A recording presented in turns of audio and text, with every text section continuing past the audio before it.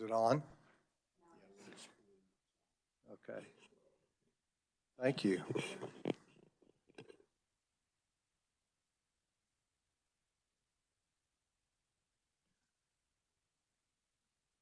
I'm Representative Leonard Scheifler from PSA 10, and our Vice Chairman of our committee will go around and introduce yourself. And on my left will be our Vice Chairman. And I understand I didn't push the button with the blue light on it. So when it's time for you to talk, there's a little gray button here for you to push. So we'll start here, go to our left, come back around. Good morning. I'm Alan Schmidt. Sorry. I'm from Hays, Kansas, and my PSA is number 3. Jeanette Luthi, PSA 10. Terry Weiniger, PSA 3. Ann Blessing, PSA 3. Daryl Rickenberg, Ottawa County, PSA 8. Stephanie Becker, Pratt County, PSA 6. Diana Beebe, PSA 6, Mineola, Kansas, out in southwest Kansas. Mary Penrose, PSA 11, Johnson County, Kansas. Michael Lynn, PSA 2, Sedgwick County, Kansas. Sharon Hickson, PSA 10, and I'm from Hutchinson. Do we have any other representatives present that introduce themselves? Okay. PSA 8.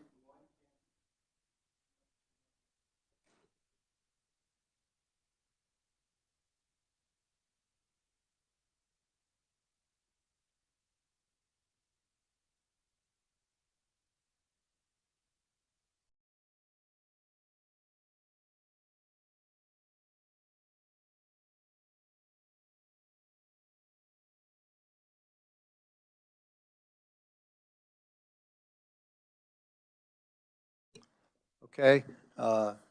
If there's no others, if you have something you'd like to discuss in our committee when it's time for you to talk, feel free to come up to the, we don't call that the well here, I don't believe. What do we call that here? The microphone? Okay. Let's get real. Okay. So feel free to come up to the microphone so that everyone that's on Zoom and so forth can hear what you're saying as well as us. So, okay.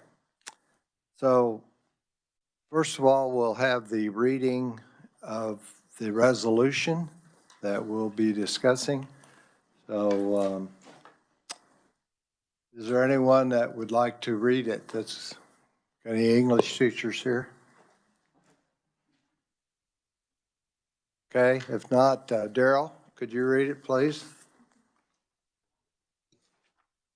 I can do that.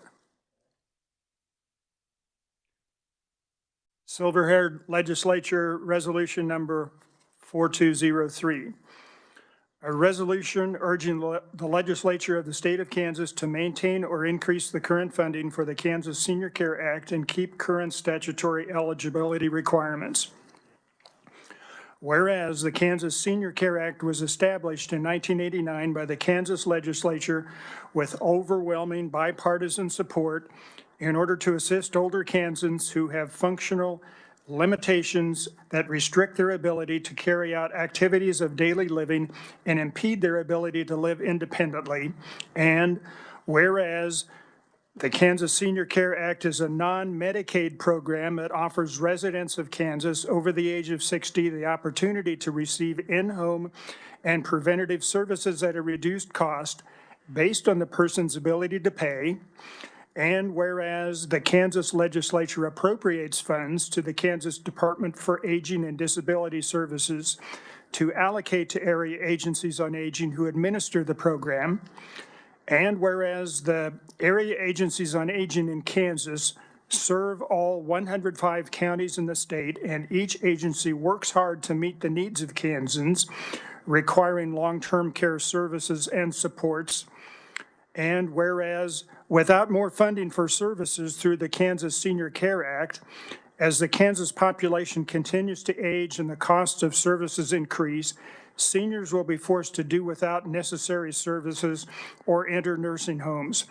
Current statute KSA 75-5928 directs services be provided to Kansas seniors age 60 years or older, and such age requirement should remain as is.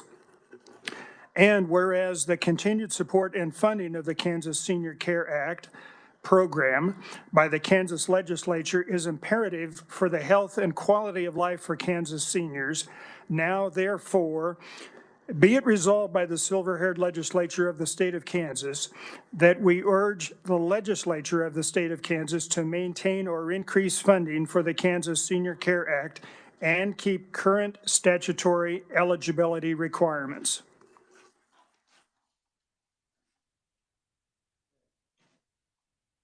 Thank you, Darrell. This is the resolution that we will be discussing, pros and cons. And for those of you that are new as silver-haired legislators, we have the legal pros, I guess you call them, the in the middle in the well here, and they are here to help us if we have a question as for the legality and how the how bills are presented and so forth. And as silver-haired legislators, we do not recommend bills, but we recommend resolutions to be presented to the legislatures in their committees and help them with their bills. So, would you guys like to introduce yourselves so we know, or yes, you would?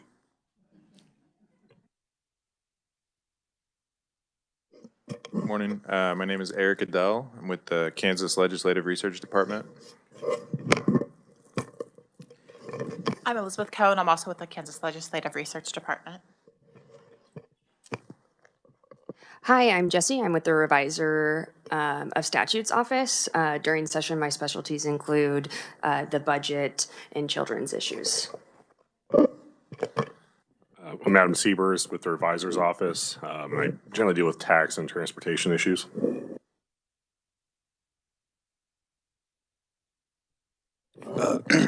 I'm Carter Montgomery. I'm with the AV and IT tech team. Okay. Do we have anyone that would like to report or talk about this resolution and on our committee first? Not we. Go ahead.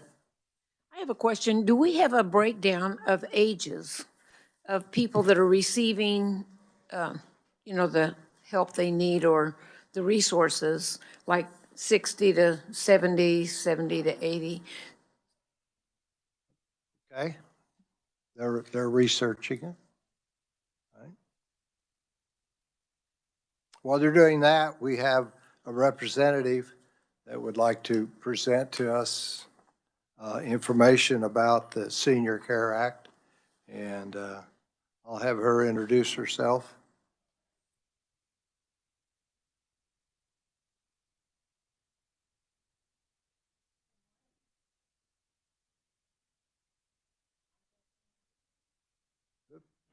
Thank you. I'm here to talk about the Senior Care Act. First, I want to thank you not only for the opportunity to come and talk with you today, but for everything that you do out in the community, representing older Americans and the older individuals in your area that need supports and services and are socially isolated. So thank you so much. And with that, I want to tell you a little bit about the Senior Care Act. Some of you are new to it and some of you are well versed. So this is a lifeline to people who do not qualify for Medicaid. They want to hold on to their lifelong resources. And so they have a wish to remain in the community with supports and services so they do not have to go to a nursing home or rely on a fragmented support system or some other things that happen within families like moving away or the kids are going to college and things like that that causes their reliability to shift a bit. To provide a greater perspective for you on the aging trends in Kansas, at least 28% of older Kansans live alone. They live an average of 79 years with at least 50% having a chronic condition. Older Kansans living in rural areas face challenges accessing health care, transportation, and social services. The Senior Care Act provides services statewide, so in all 105 counties. It acts as the eyes and ears for people who need services or a little bit of help within their home that is informal, like the Senior Care Act. This ensures the health, safety, and welfare of our older adults so they can age well in the community. Services are income-based, and older Kansans eligible for the Senior Care Act program have accrued financial resources so they can contribute to the cost of their care. On average, the program serves 1,874 individuals with a cost avoidance to the state of Kansas the last 2 years, they don't have this past fiscal year, of $7.1 million. Area agencies on aging control operation costs through implementing effective strategies like case management and negotiating contracts with local providers. Since the 2024 legislature appropriated additional funds to increase the Medicaid provider rates for the frail elderly waiver, the physical disability waiver, etc., an unintended consequence is that the same providers are leveraging the new rates to negotiate hefty increases for Senior Care Act services. The area agencies on aging are seeking an additional $5 million to the base funding that will provide a comparable rate with the frail elderly waiver provider rate. An older Kansan should not have to settle for costlier services and forfeit hard-earned resources or increase their reliance on a fragmented support system. Examples of the services provided by the Senior Care Act include in-home care, respite, chore services, food supplements for a person's special nutritional needs, personal emergency response systems, incontinence supplies, and other one-time purchases such as lift chairs and other durable medical equipment. This truly is a program designed by legislators to help constituents avoid falling, unnecessary hospitalizations, or premature nursing home stays. Lastly, according to Forbes, 92% of Americans prefer to live out their later years in their current home. Taking into consideration that Kansas is famous for neighborhoods full of people who care about the well-being of others, it makes sense that we want to preserve our state's greatest resource. Thank you for your support, and I appreciate every one of you, and I will stand for questions at the appropriate time. Thank you. I can't see your name there. I know they can. Okay, Michael, I think I can remember that. You have a question?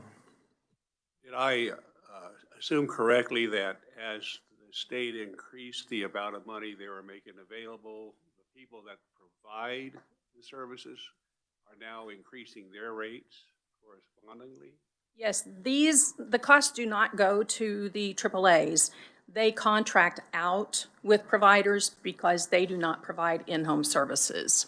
So these are providers that provide Medicaid services as well as Senior Care Act services.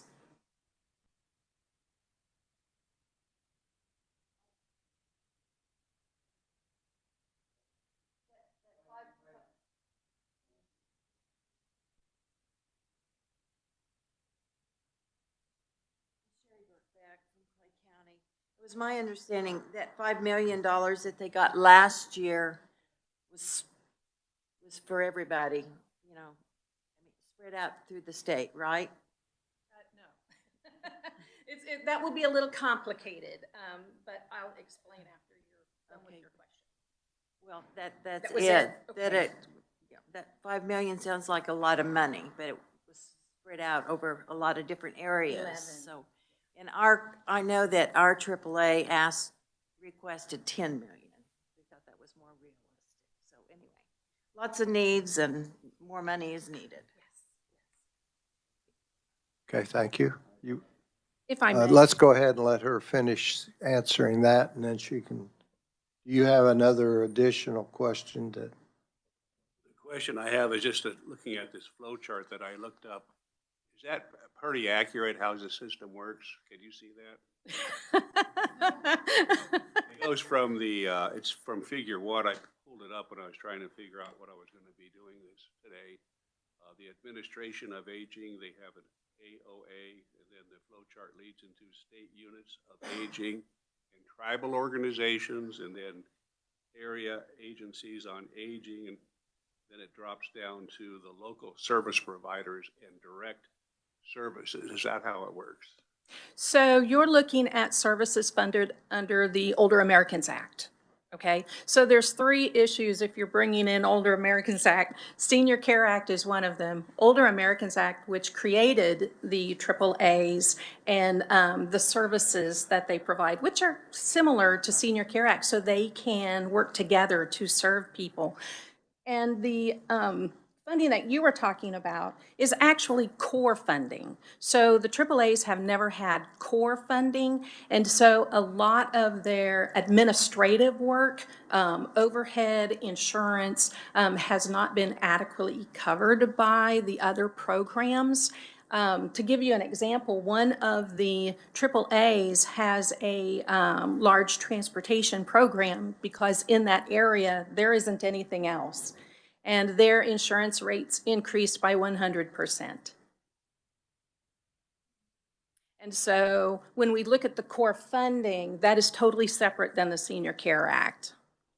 Okay, but yes, that was distributed by KDADs and all 11 AAAs received that amount.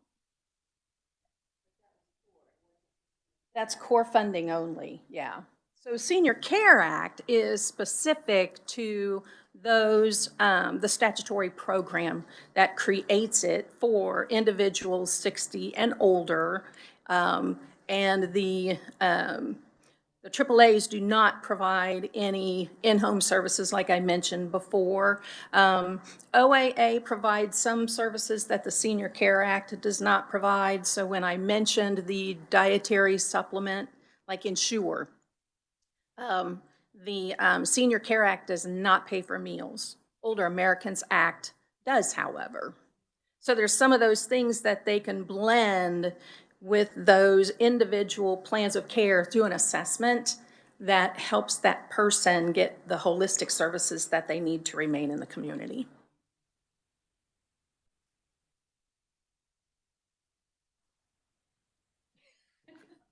okay. We have a question up here just while you're walking up. Alan Schmidt, PSA 3. Leslie, I just did some quick math on this, and it looks like if we have about $3,788 per individual if I did the math on the money that we're getting.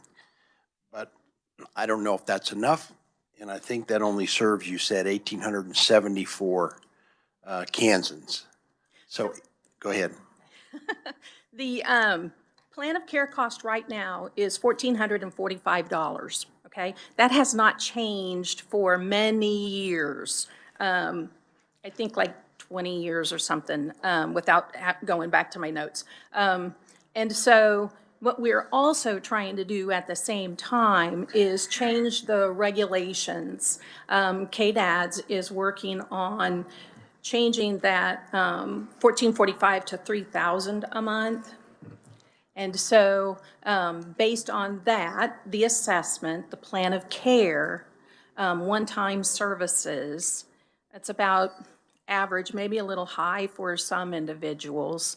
And so with the 5 million, we would be able to look and analyze at how many more would be served. Okay.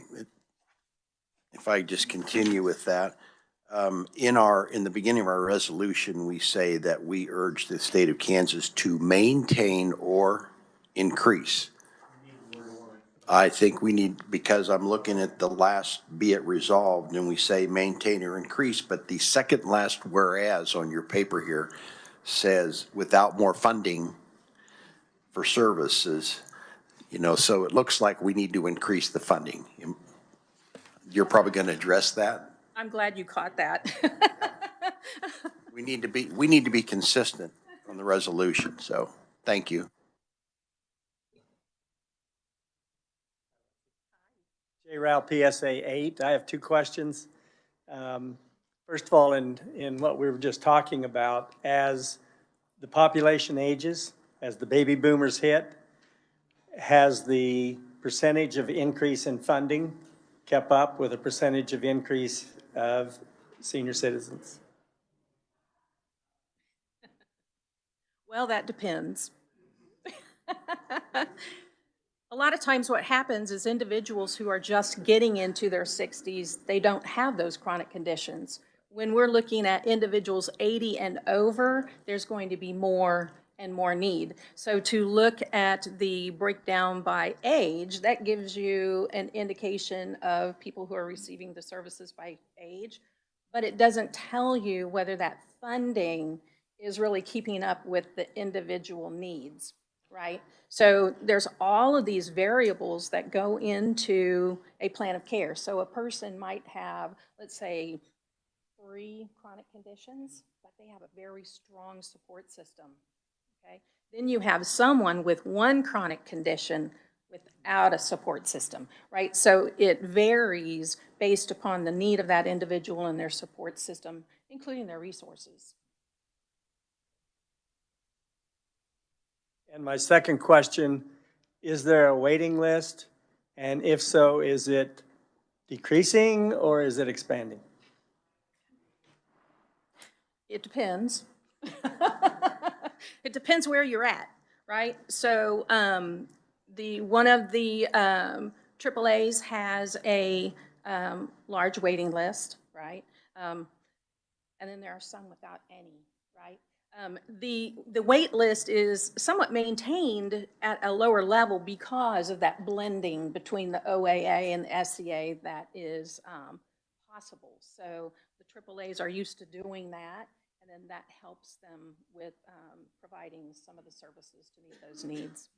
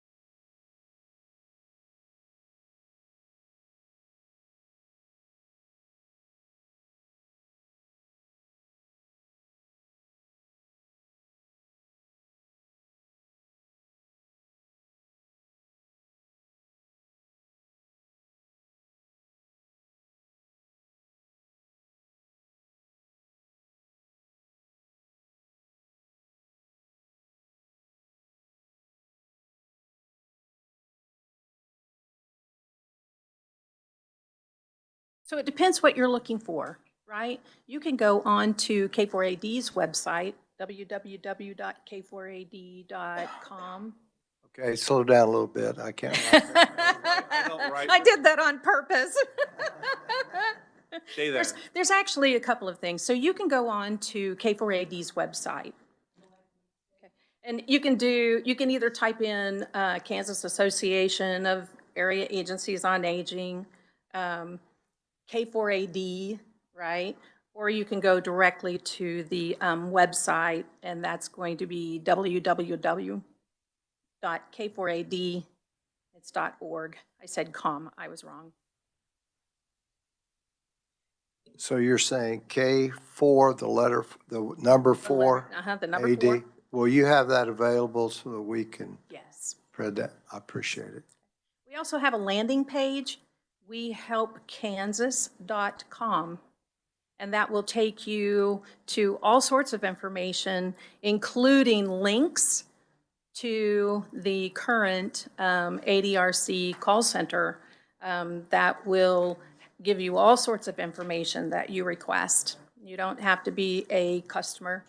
You can be a community member, a physician, their office.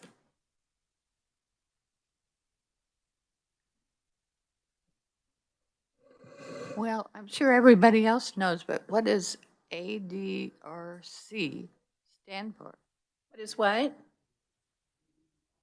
ADRC. Oh, the Aging and Disability Resource Center. Oh, okay.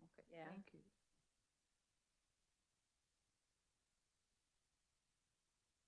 Okay, while you're thinking of more questions, I think we have an answer for Mary's question.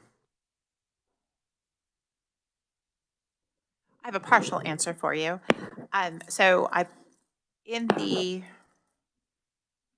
give you the proper title. The Kansas State Plan on Aging from 2022 to 2025, which is provided by the Kansas Department for Aging and Disability Services. They do not have the numbers by age group. They do have it, they have it by demographic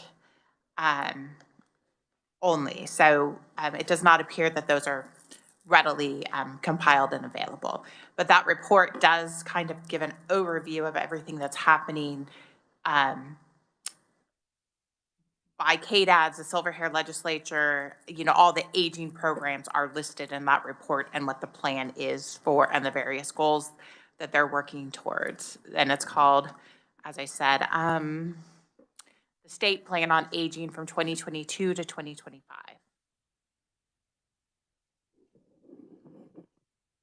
Thank you. Do we have any other questions? Yes. I'm just wondering, do we have any kind of a ballpark number that that would accomplish this resolution? I mean, because you talk about to maintain or increase funding. So do we have any idea what we're asking the legislature for? $5 million? And you think that if we ask for 5 million now, that will take care of the situation for the next, how many years? Don't know how many years because it depends on what is appropriated by the legislature. This increase is based upon the demand from the providers. It is not what the AAAs need. This is based on the demand of the providers because now the waiver rates are so much higher, and so they can negotiate that and demand it. We do not want our people to lose services. So the last thing and the worst thing that could happen is that they do lose services because there isn't an increase in funding to cover the increases that the providers are requiring. Okay, thank you. So you're talking about providers. Are you talking about health agencies? Are you talking about hospice groups, or what groups receive this financial assistance? They're in-home providers. In-home providers. So they provide the personal care. They're the ones that are credentialed also by the managed care companies, and so they provide the in-home services, housekeeping, and things like that through their plan of care for the waiver services. They're the same providers that the AAAs use for the senior care services. So basically, these are the people that come in, make sure you're taking your medicine, make sure, I don't know whether they help with giving baths or thing like that, whatever that particular person needs, but they're provided by agency then. Yes. Okay, thank you. Any other questions? Mary? Well, the question I had about the, the age breakdown is it occurs to me that we see in everything like air traffic controllers, pilots, all this, that they're all requested to retire at such a young age now. And so I'm wondering, where did the age of 60 come? Because 60 is much younger to us than it was to our grandparents. By the time my grandmother was 70, she was 2 years from passing away, And I just think that 60 sounds awfully young to group in this. And has that been since day one? It's been 60 and never changed? Or Yes. how did they come to the age of 60? I think it had to do with when the Older Americans Act was first enacted. It was age 60, 1965, right? So that's when all of the social services and Social Security and all of that was created by that administration. So you carry on through years, and even though we're 60, we feel much, much younger, and people are retiring later. It's still that requirement under the first act, and then the Senior Care Act, which was enacted in 1989, it just continued that. And the AAAs are the statutory administrator for those funds, and so it made sense to keep it at 60. And I guess my question is, fiscally, does it make sense to keep it at that rather than go to the trouble to change it with the demographics we know of aging? Or it just seems to me it would make sense and it would be more fiscally responsible to change that, to update the age, not change it, but at least do the research and update it. I think sometimes when you start messing with the eligibility criteria, you further fragment the system that is supposed to cover that gap. In Kansas, there isn't Medicaid expansion. And so there's a lot of individuals who could qualify if there was Medicaid expansion and they are 60. Frail elderly waiver starts at 65. So between 60 and 65, you have nothing. So if you change that criteria, anyone 64 and almost 65 are without services. So it's kind of what we could call just a stopgap to protect those people. Yes. So if we would do the Medicare expansion, then I would think it would be worth going back and looking at the age requirements. Maybe. It depends on which end again, of right. it you are, because Yeah. you need the money, and I don't really know your details. And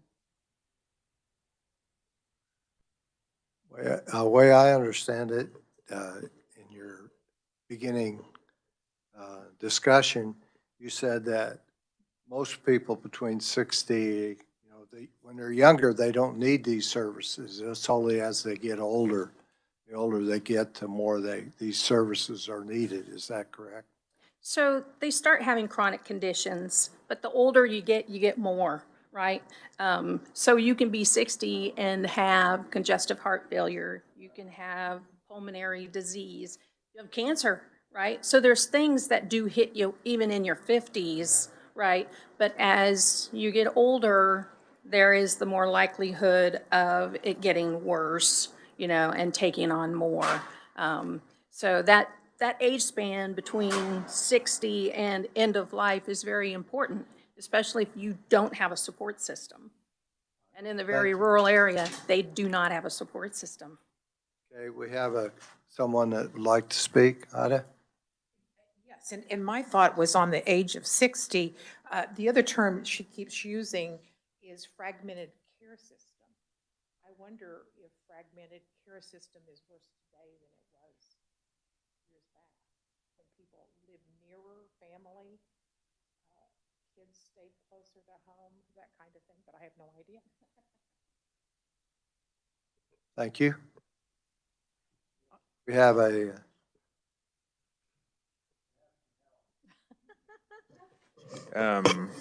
So as Elizabeth mentioned, there's not great data for Kansas that's readily available, and there is better nationally available data, but it also doesn't quite, it's by age group, and so just something to keep in mind, this is for national spending by age, and there's a study that shows that for the population age 55 to 64, they spend 19%. They have a share of 19% of the total healthcare spending, and this was that was used. So this is the total spending on health of health care of services of any kind. This was in 2021. But 19% of those expenditures were in the age group of 55 to 64, and 36% of total expenditures were over the age of 65. And then the dollar amounts were, let me see.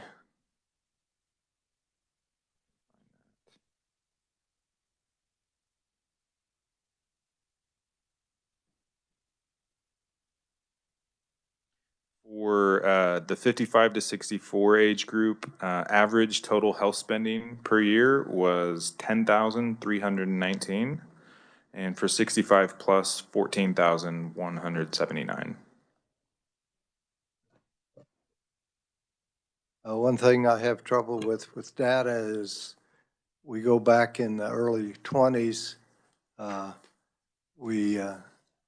In 19, we were in COVID, and the data there is not the same as it is before COVID and after COVID. So I'm going to keep that in mind. Do we have anything else that anyone would like to question? We do?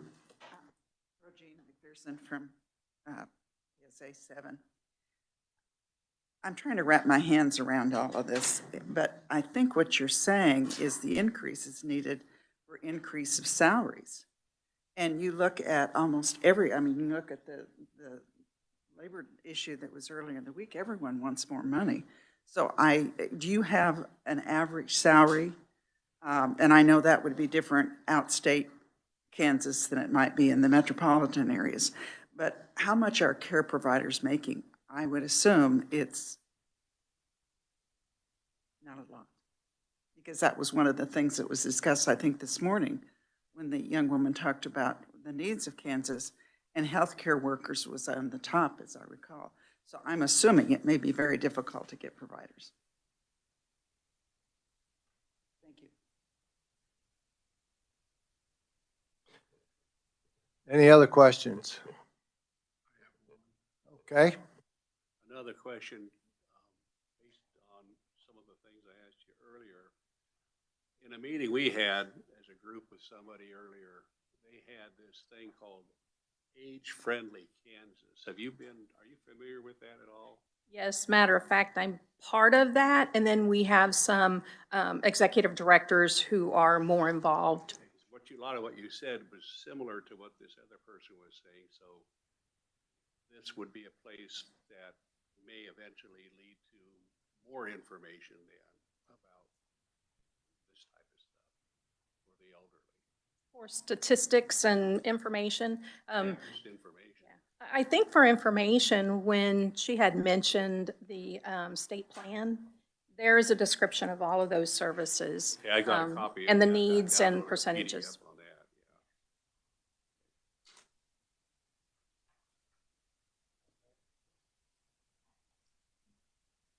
There's a new report that just came out September 2nd. It's called The State of Nursing in Kansas, and it does have on page 60, long-term care in Kansas 2024, and it talks about the workforce, labor costs have risen, and gives wage information about nurses. So that is a recently available report to address the previous speaker's question. Thank you. Do we have any other questions for our guest? If If not, we'd like to thank you for taking time out of your life to come and help us. You're very welcome. Thank Okay. you so much. Do we have anyone else in the audience that would like to make a presentation, pro or con? Okay. Then committee, do we need to discuss some possible changes in our resolution or keep it the same? And I think Alan has something to say on this. Thank you, Mr. Chairman. I do have, listening to the remarks and the presentation, I do have some amendment words to amend this resolution. And if you can follow along on this, especially the revisers, because I don't have it written on a separate sheet, I'll go kind of where give you where I'm heading. The first resolution urging, the very first paragraph, resolution urging the legislature of state of Kansas to increase, and then there's the word maintain. It should be or maintain, but I am asking or moving to amend it by deleting the word maintain and keeping the word to increase based on the testimony, number one.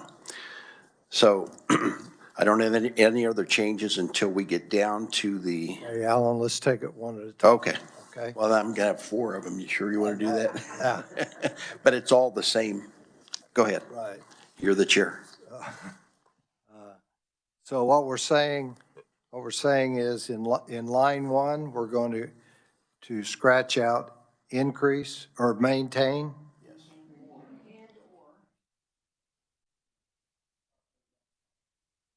Where's the and or?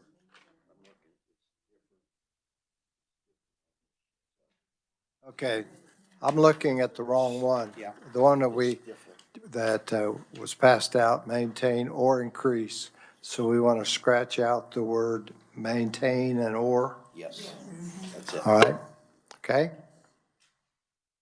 Any discussion on that? Not, Alan, we'll go to the next one. We'll get them all done at the same time.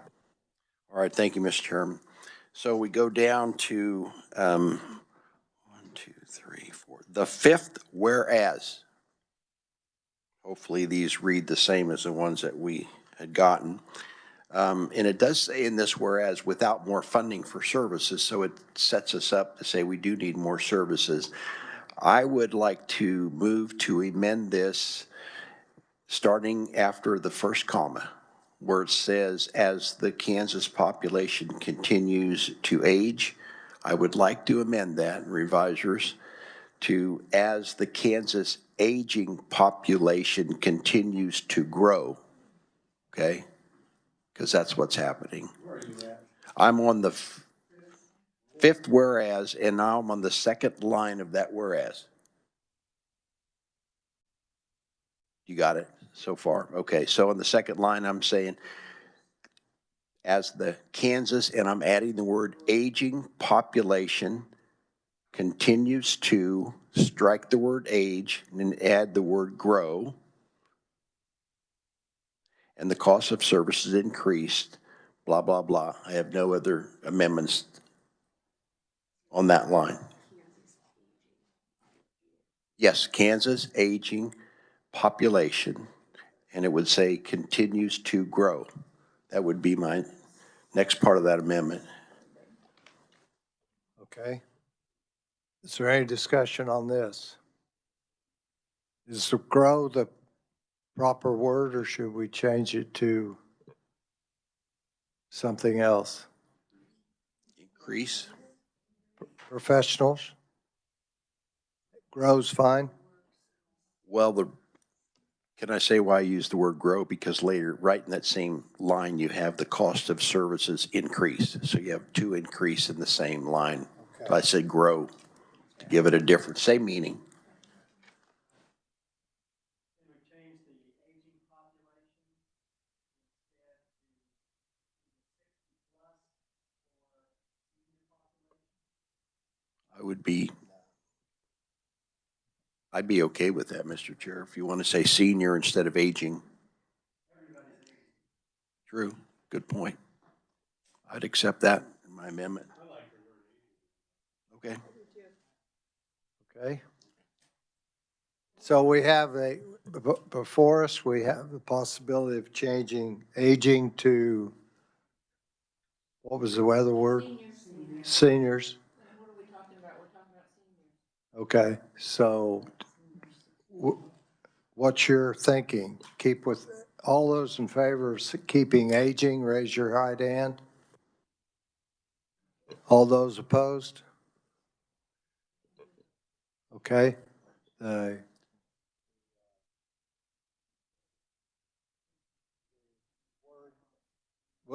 The aging got the majority, so we'll keep the word aging in there. And you have one more correction? I do, Mr. Chairman. Now I'm going to go down to the last two lines, and it's the be it resolved part. The words that I want to change here are, let me just read through this. Be it resolved by the silver-haired legislature of the state of Kansas that we urge the legislature of the state of Kansas to increase, strike the word maintain, that's being consistent, increase funding for the Kansas Senior Care Act. And now I'm going to add something here that you don't have on your papers, but I'll have this written down for the revisers if it goes. After the terms Kansas Senior Care Act, I'd like to add this: to meet the rising costs of services and the growth of the aging population requiring those services. That's all an add. And then I add the word while keeping current statutory eligibility requirements. I know that might be hard to follow.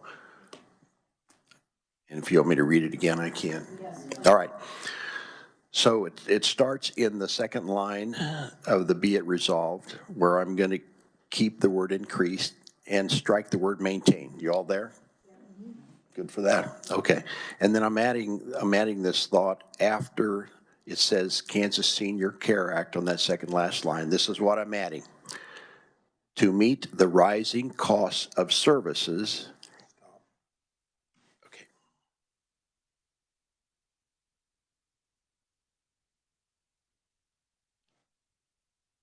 And the growth of the aging population requiring those services. That's all an add. Good. Okay. Growth of the aging and the growth of the aging population requiring those services. We got that? Then I'm adding the word while keeping, so I would say keeping instead of keep, while keeping current statutory eligibility requirements. The revisers, you got that? Okay. Mr. Chairman, sorry to mess this up, but taking the testimony and the comments, it makes a little more sense, fills it in. Okay. Any others? We've heard positive input from the speaker microphone. Do we have any more discussion? Okay. Yes.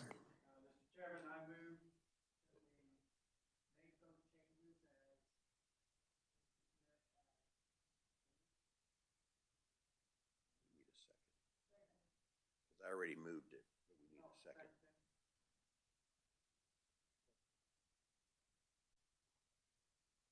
Okay, we have a motion in front of the committee to accept the changes made by our vice chairman. Do we have any other discussion? Yes, we do.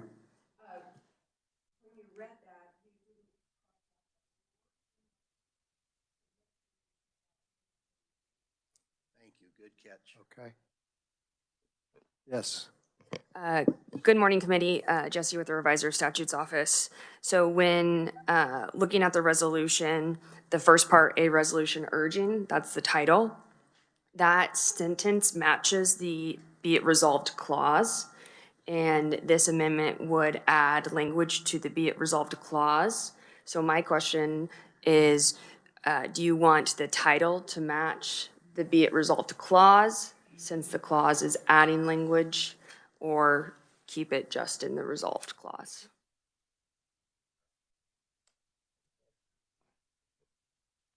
I get it, but I don't want to do it. So if you were to do that, which would you change? Which wording would you change? What would you suggest?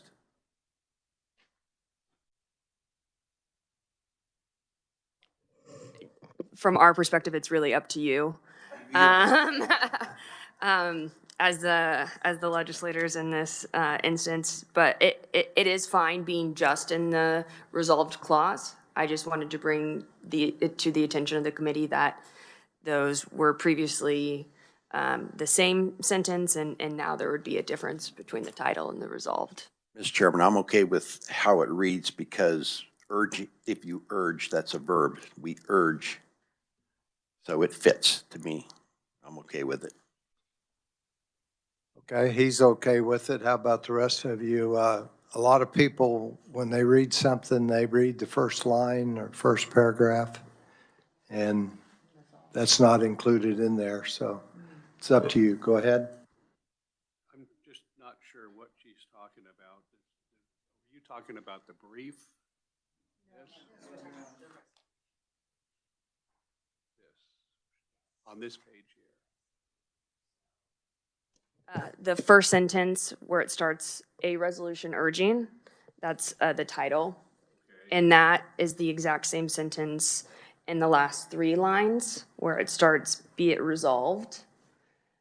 So what we're discussing is if we would like the title and the resolution clause to be the exact same language, or to just have the resolved clause include the amended language. Could you help put together that work of instructions for that cabinet I just built? No. I still can't see what you're saying, but that's okay. I'm not smart, so. Oh, the legislature. Oh, yeah. They look this. Yeah. Oh, I see. No. Okay, we got a couple over here that are saying they don't think it matters whether it's in the opening statement because we back it up later. Jeanette, you have PSA 10? I would like to offer a friendly amendment to make them match, to make the language that we're currently using, or is proposed at the bottom, be matched at the top, just so we eliminate any confusion. And I would like to offer that friendly amendment. Mr. Chair, I accept that. Thank you. Okay, we have a amendment to the amendment, and we. Actually not, it's just a friendly Yeah, acceptance. so it's, we revised our amendment, and they agree with it, so I guess it's time to vote for whether we accept the revisions, I think there were 4 revisions, 5 now? 1, 2, 3, 4. Yeah, these revisions, especially the top part, making it fit in with the bottom. So all those in favor, raise your right hand. All those opposed? Motion carried. Thank you. So this pretty well finishes up our discussion on Resolution 4203. Thank you so much for the input. I'd like to take about a 5-minute break, and we can get up and stretch a little bit, and we'll be back for Resolution 4203 and discuss that. So, 4? We have handouts for that. Yeah. Okay, I believe we have handouts for that also. while we'll hand those out while we're taking a break. Thank you. Thank you. I'm sorry.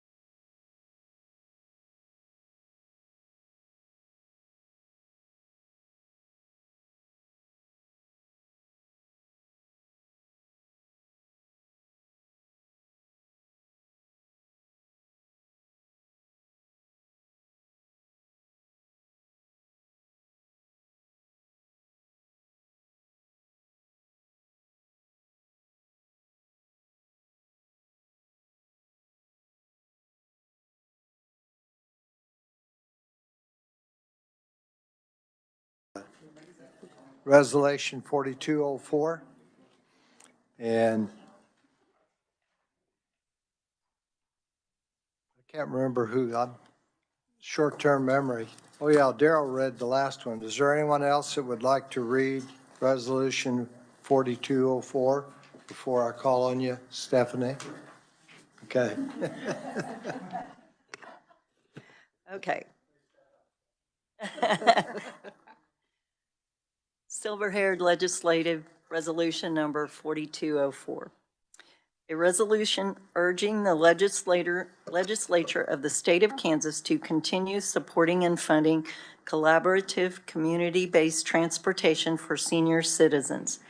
Whereas the baby boomer generation is the largest in U.S. history, with all baby boomers reaching the age of 65 or older by 2030, and whereas the population of individuals age 65 or older is projected to reach 71.4 million people in the U.S. alone by 2029, approximately 20% of the U.S. population. And whereas, according to a report, the population of Kansans aged 65 years and older is projected to increase by nearly 23% over the next 50 years, the most growth among all age groups. And whereas, upon reaching retirement age, nearly 95% of Americans prefer to age in place in their homes and communities. And whereas in rural and suburban communities where seniors are most likely to live, public transportation may be either non-existent or so limited as to prove impractical. And whereas, according to the Federal Highway Administration, as of 2022, approximately 51 million licensed drivers aged 65 and older represent 22% of all drivers.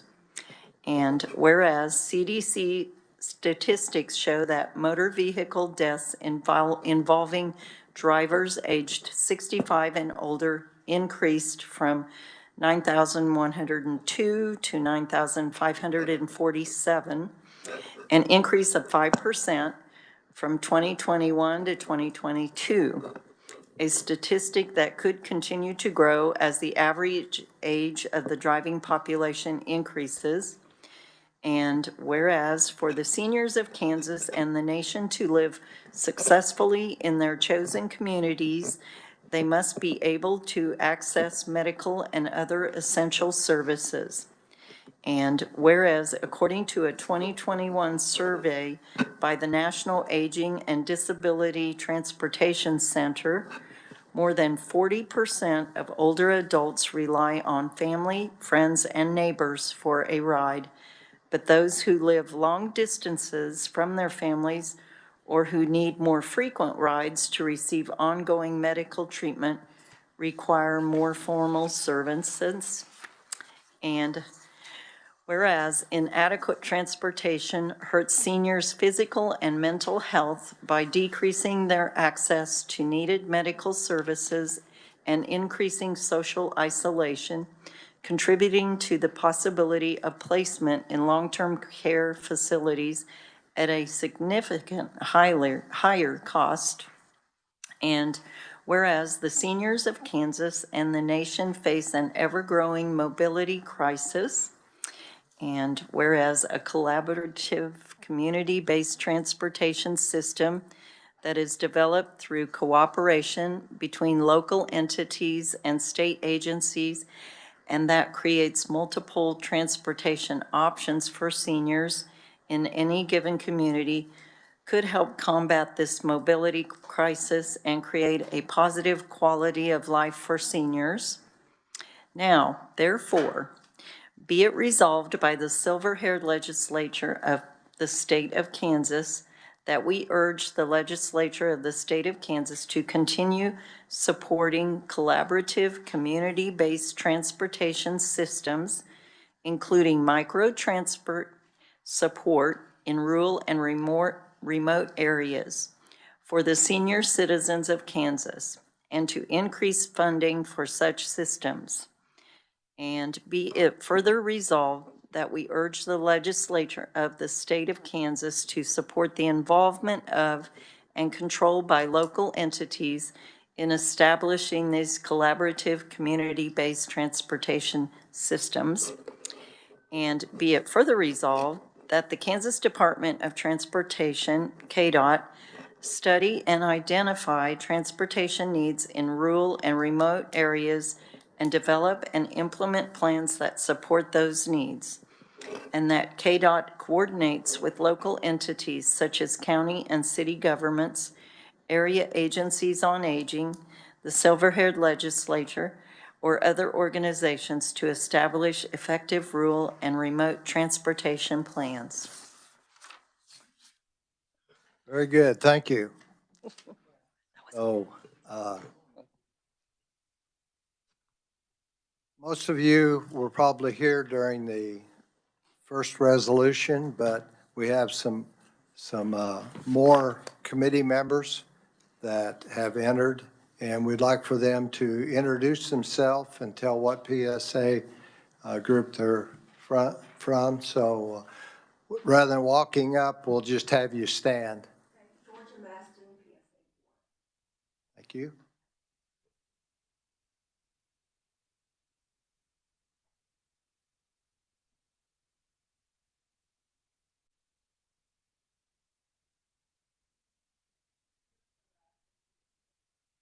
Okay. All right. Any others? Okay. I think the first thing we will do is we have members that are going to report from KDOT and ask them to talk before our committee, and then they'll be there to answer our questions, and we'll start with that. So if you'll please introduce yourself and give us all the information we need. Thank you, Mr. Chair. And good morning, and thank you everyone for this opportunity to share some information with you. The first thing I'd like to do is pass out a couple of items that we have prepared for today. Unfortunately, we didn't print individual packets. They're quite... You may want to introduce yourself. Okay. Also, introduce myself first thing. My name is Matt Messina with the Kansas Department of Transportation. I currently serve as the Bureau Chief of Multimodal Transportation, which beneath it has our public transit programs, as well as pedestrian and bicycle programs, freight and rail, passenger rail, and electrification and alternate fuel vehicles. With me today, I also have Taylor Zortman, our public transportation administrator. So what I'm gonna do first is pass this packet around for you to kind of just get an idea of the geographical representation of public transit throughout the state of Kansas, and highlight that the grayed out counties are areas that we have identified over periods of time of being not only transit deficient, but no trips generating from that county. So that is one of our main program performance measures, is to provide transit services within all 105 Kansas counties. And then further into the packet, you can actually see some of the agencies that provide these services, many of them being city and county providers, but also the agency area, the AAAs. Yeah. So I'll pass that around. Do you think there would be a possibility of us getting a copy of that? Yeah, so afterwards we'll share back with our original contact all the information that we prepared for this and disseminate a packet if that works. And we'll provide additional resources and links to some of our other partners that provide information. So when we were originally asked to prepare information for y'all, it was related to the rural transit that we have in the state, but we also brought forth information for both programs that we administer, which is the 5310 program, which is specialized transit services for older populations and those with disabilities. Why don't we wait with passing that around, and that way we can listen to what he's saying and then pass it around. Thank you. Okay.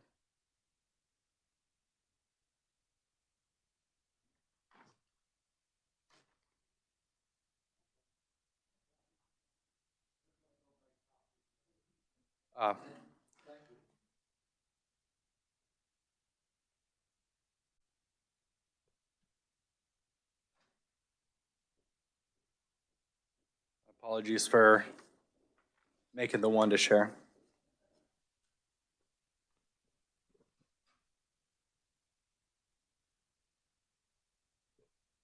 Go ahead. Yeah. So again, we were originally asked to present information on our rural public transportation offerings, but we also brought forth information on our 5310 program, which is dedicated funding for seniors and persons with mobility disabilities. So we have the two funding programs, the 5310 program and the 5311 program. Both of those are a mixture of federal and state. Kansas is one of the fortunate states that has continuously supported to fund public transportation programs. And we are, in support of the drafted resolution that you have here for maintaining that we do have that. And we are available to stand for any additional questions that you do have. Taylor, like I said, is also with me and is our program administrator.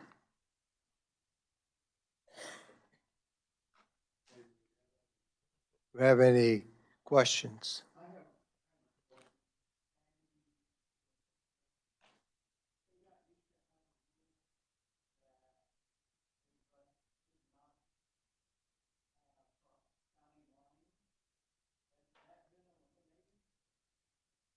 So,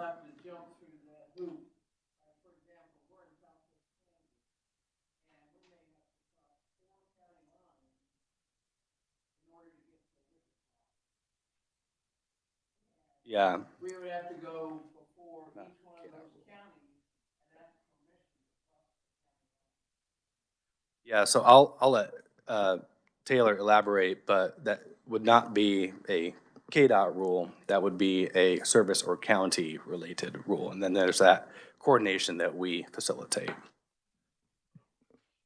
So when it comes to the agencies, we fund 140 agencies within the state of Kansas, and each agency, in their policies, they have to establish their service area, and that is the area of service that they are going to dedicate their pickups from.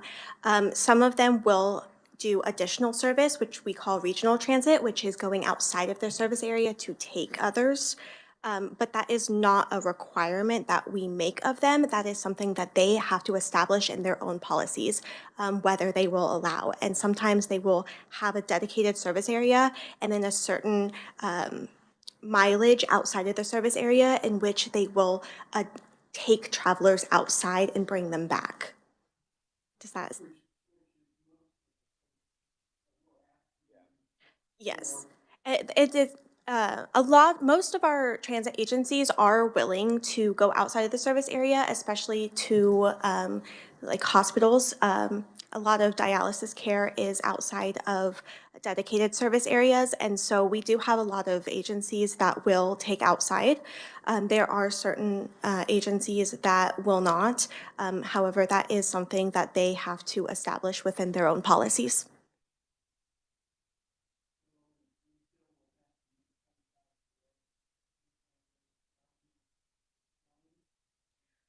Not necessarily.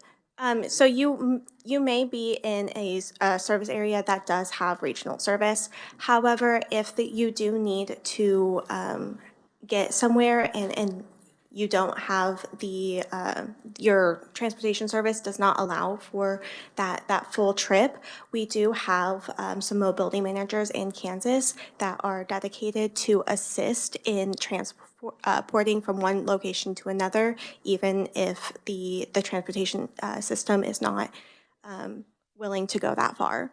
So Sometimes it does take going from one transportation system to another to get you the full distance, but we do have mobility managers in Kansas that are willing to do that coordination for you, so you don't have to do that on your own. Does our local area on aging have that information that we could, like if we have to take them cross state to us? So we do have a couple of area agency on agings within our program. And they do have access to all of this information. In fact, one of our mobility managers is actually serving at the area agency on aging for the Northwest Kansas. If any other area agencies on aging would like to enter our program, we are currently open for applications.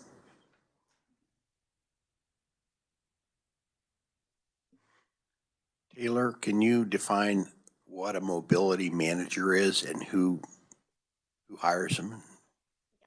So mobility managers are, they're contracted through the CTDs, which are Coordinated Transit Districts in Kansas, and they serve their full coordinated transit districts, but they also assist, they speak with each other they all have their own skill sets that they like to utilize throughout the entirety of Kansas. And their job is mostly for coordination, but also to assist their agencies within their CTD in various things that they may need, anything that they may need. So their job description's kind of vast, but their biggest job is coordination.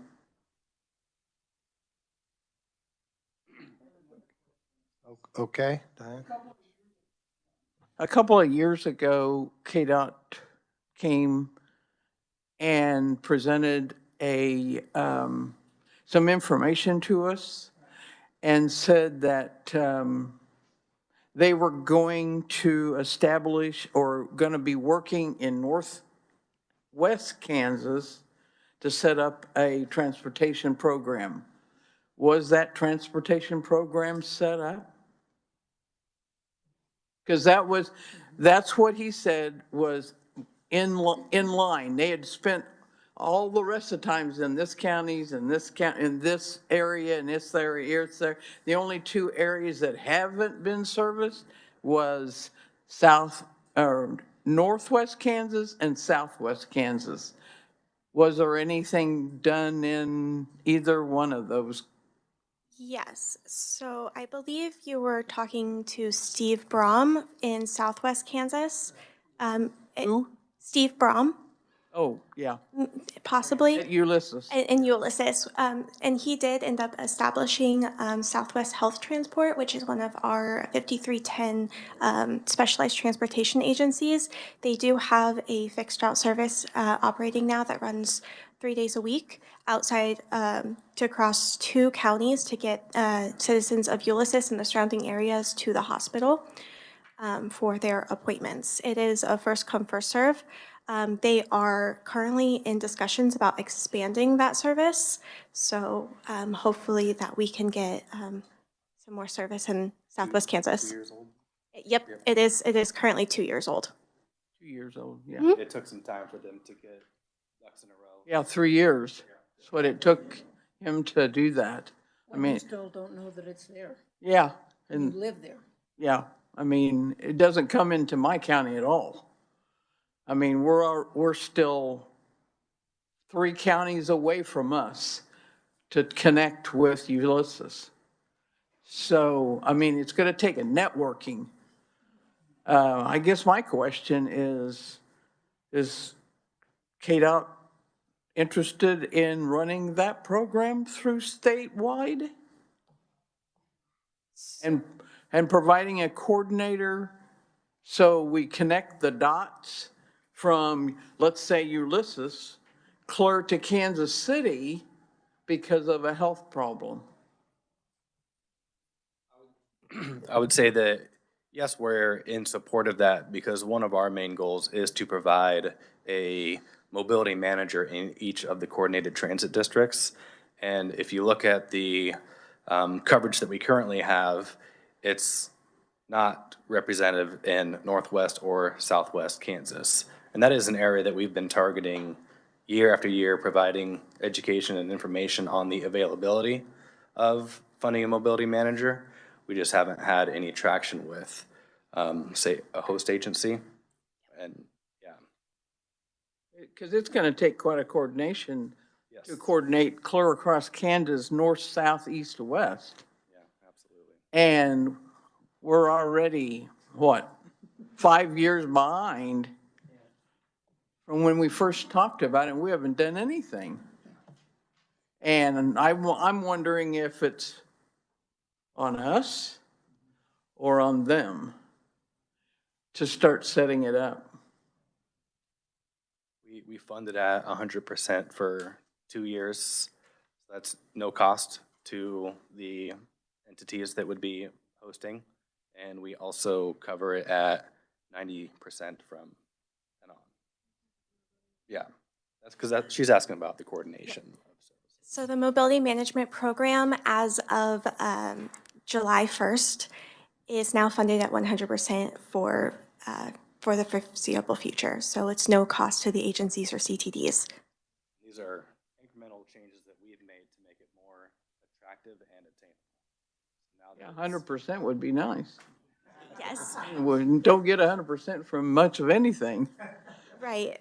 That was our hope, was to make it something more desirable for the CTDs to implement.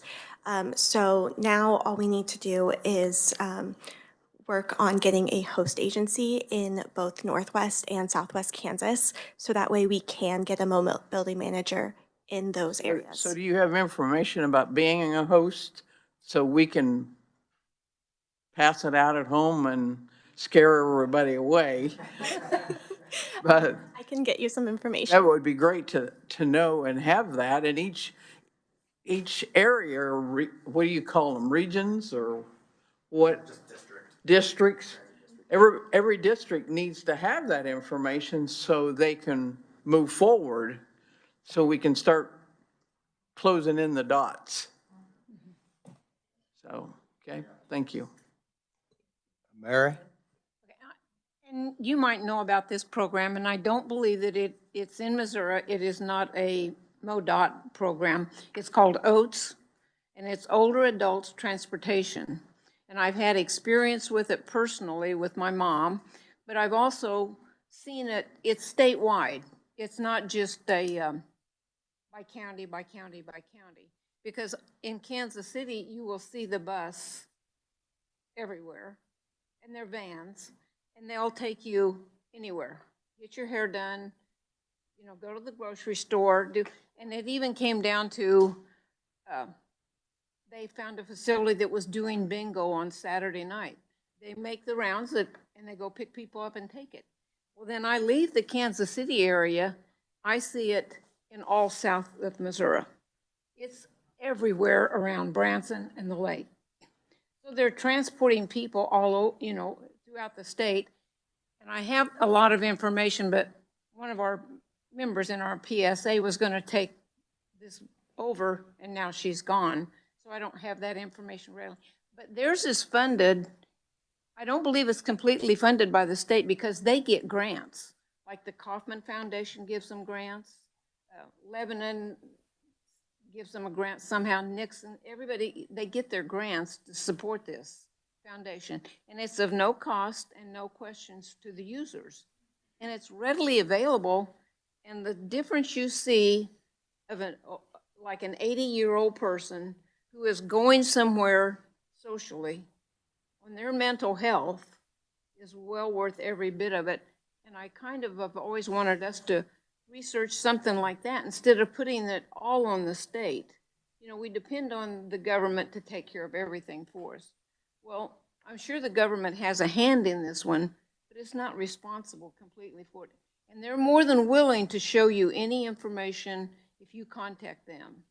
Because they state that they have a number to it, and I don't want to quote because I don't, but it's a C organization of some sort. And I just think it works so well, and it would really facilitate a lot of people throughout the state.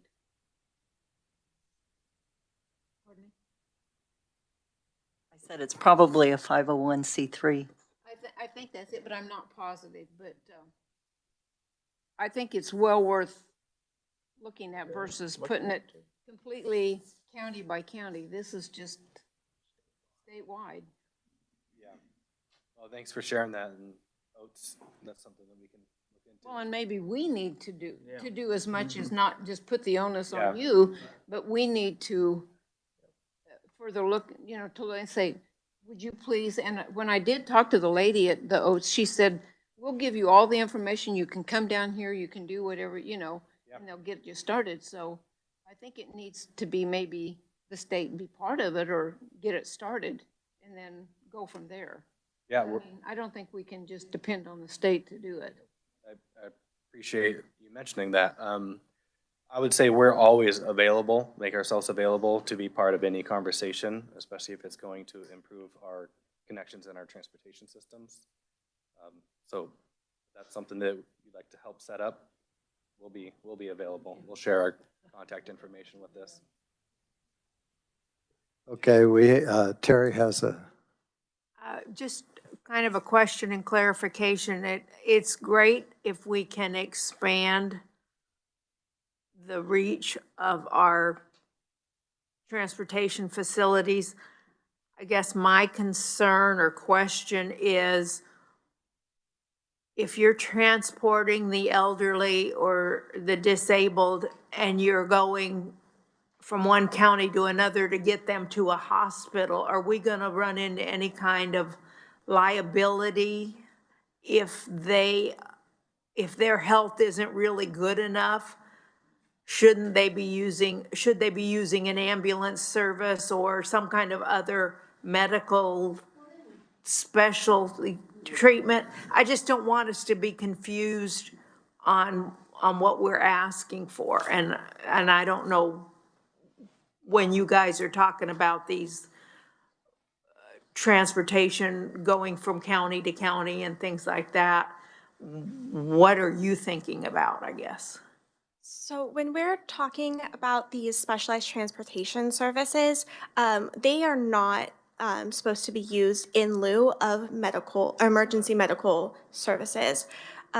Most of them are called what we call a dial-a-ride, which is an appointment-based, so they have to have an appointment already pre-made, and then they have to make sure that they call in at least 24 hours before they get picked up to be on the list. It is a first come first service.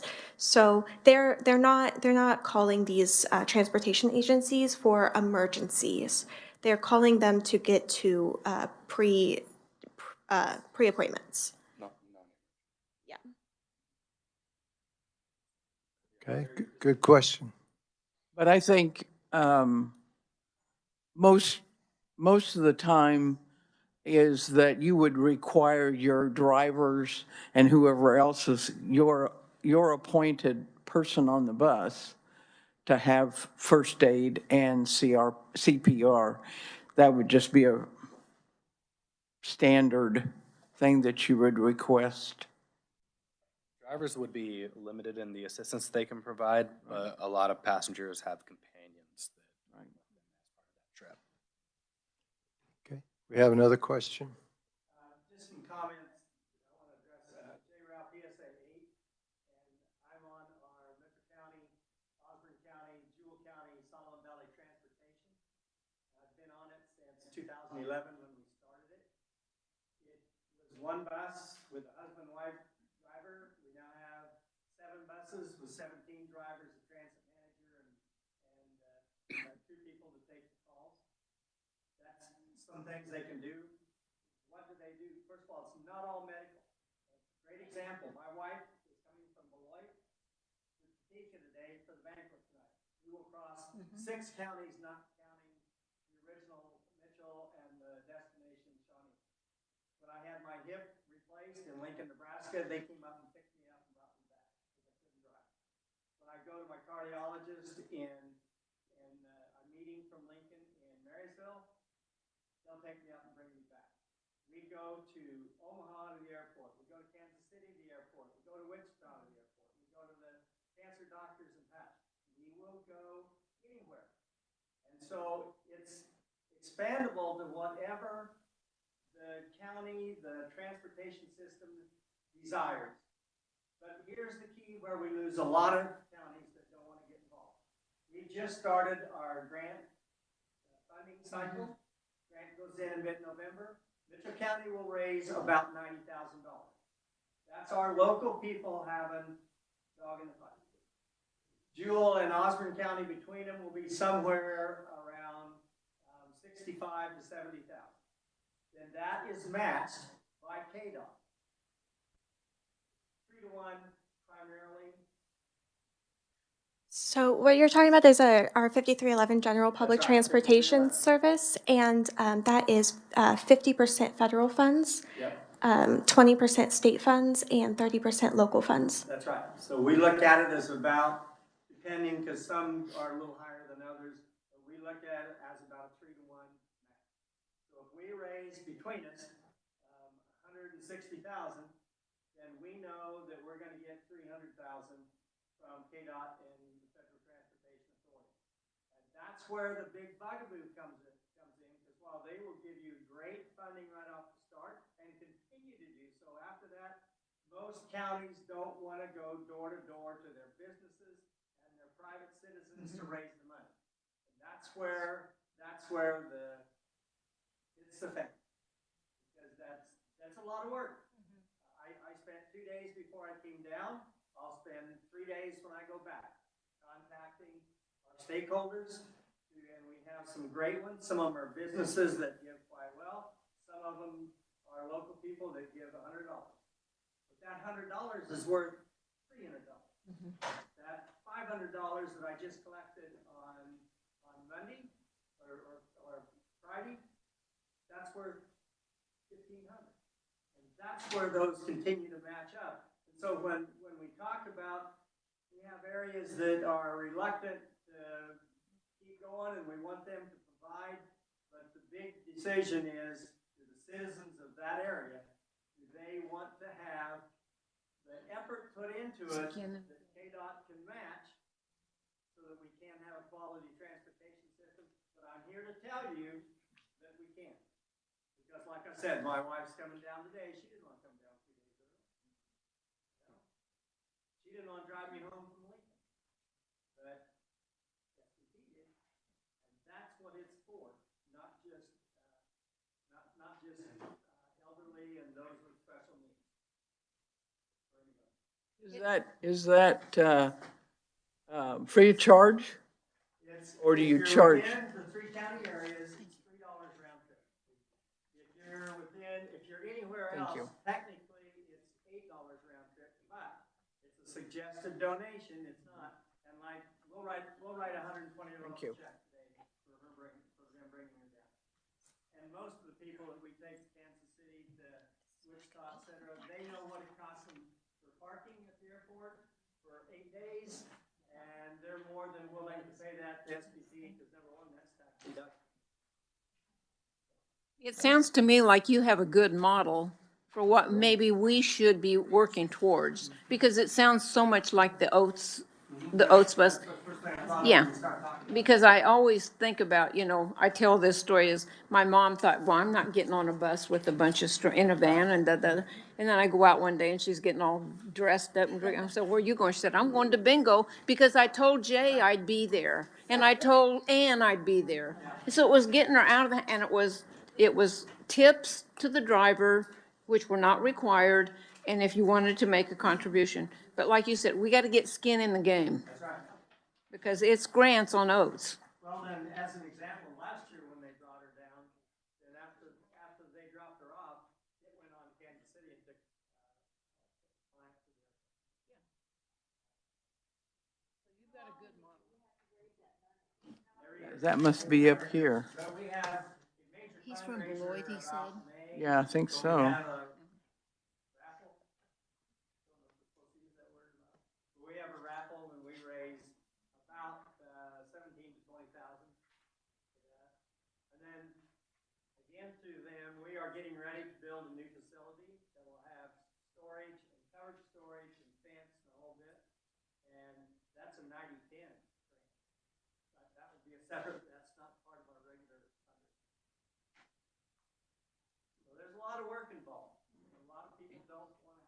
that work, but it is so worth it. So you're out of Mitchell County? Mitchell, Is- Osborne, and Jewel. But Mitchell is the headquarters? Yeah, we're the ones that started it, and they come on board.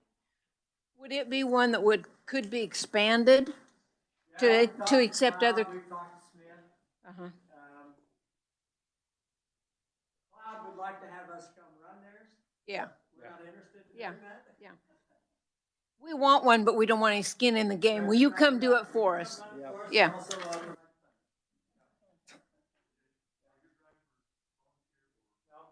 Originally started with volunteer drivers, but they are paid, and our transit manager is paid, our dispatchers are all paid. Every one of them.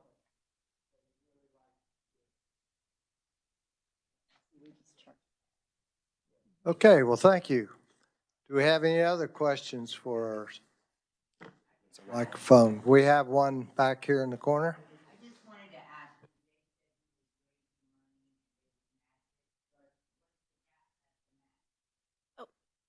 So we do 50% federal funds, 20% state funds, and 30% of whatever they can raise.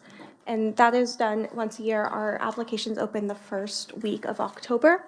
They're currently open, and they close the Thursday before Thanksgiving. This year, that would be November 21st. But there's no question on cap. No cap. Just proof of need Based on the available funding. I got you. Based on available funding. Which, similar to the last presenter,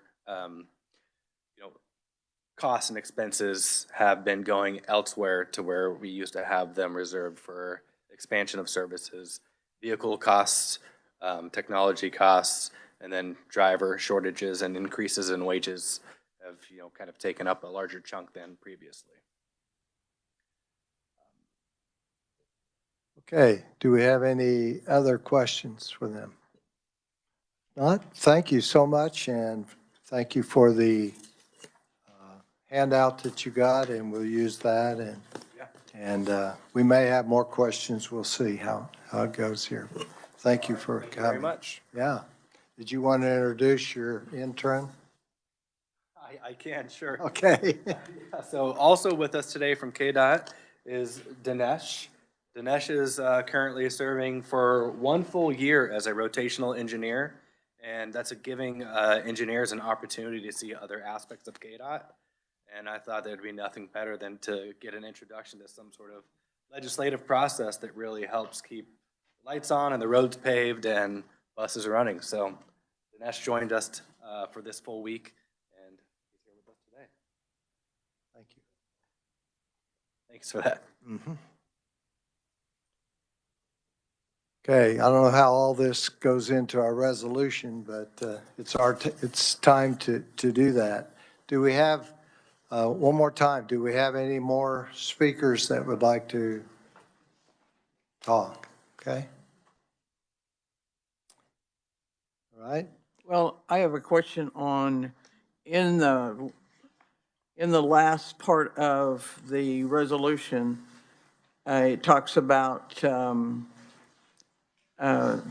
KDOT coordinates the local entities as, and I wondered if they had done a study to see what is needed in rural western Kansas, particularly northwest and southwest.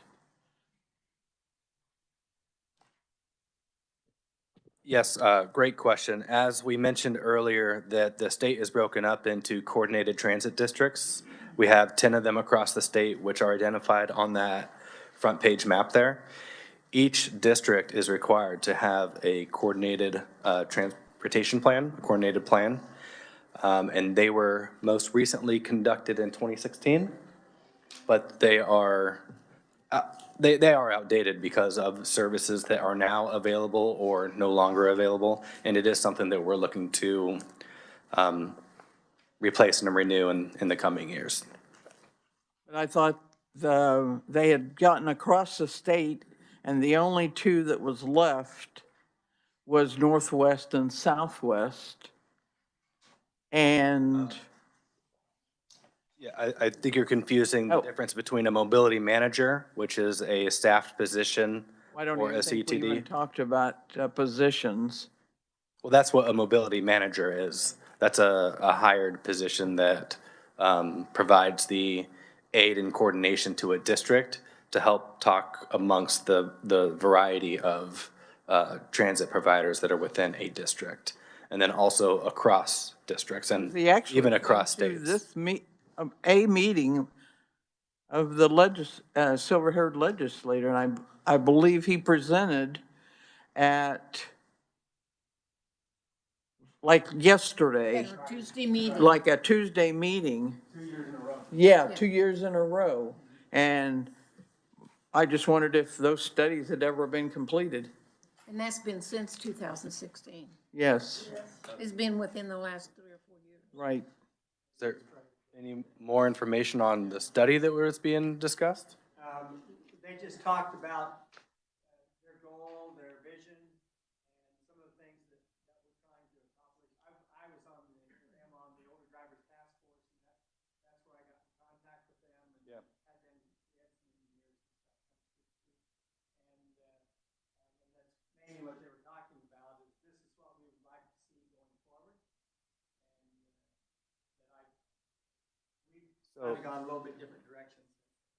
Yeah, thank you for mentioning the older drivers group. That leads me to believe that it was particularly in relationship to statewide coverage of mobility managers, which still remain absent in Northwest and Southwest and all of Western Kansas. Because it was the Still an area same guy from KDOT that went to Ulysses.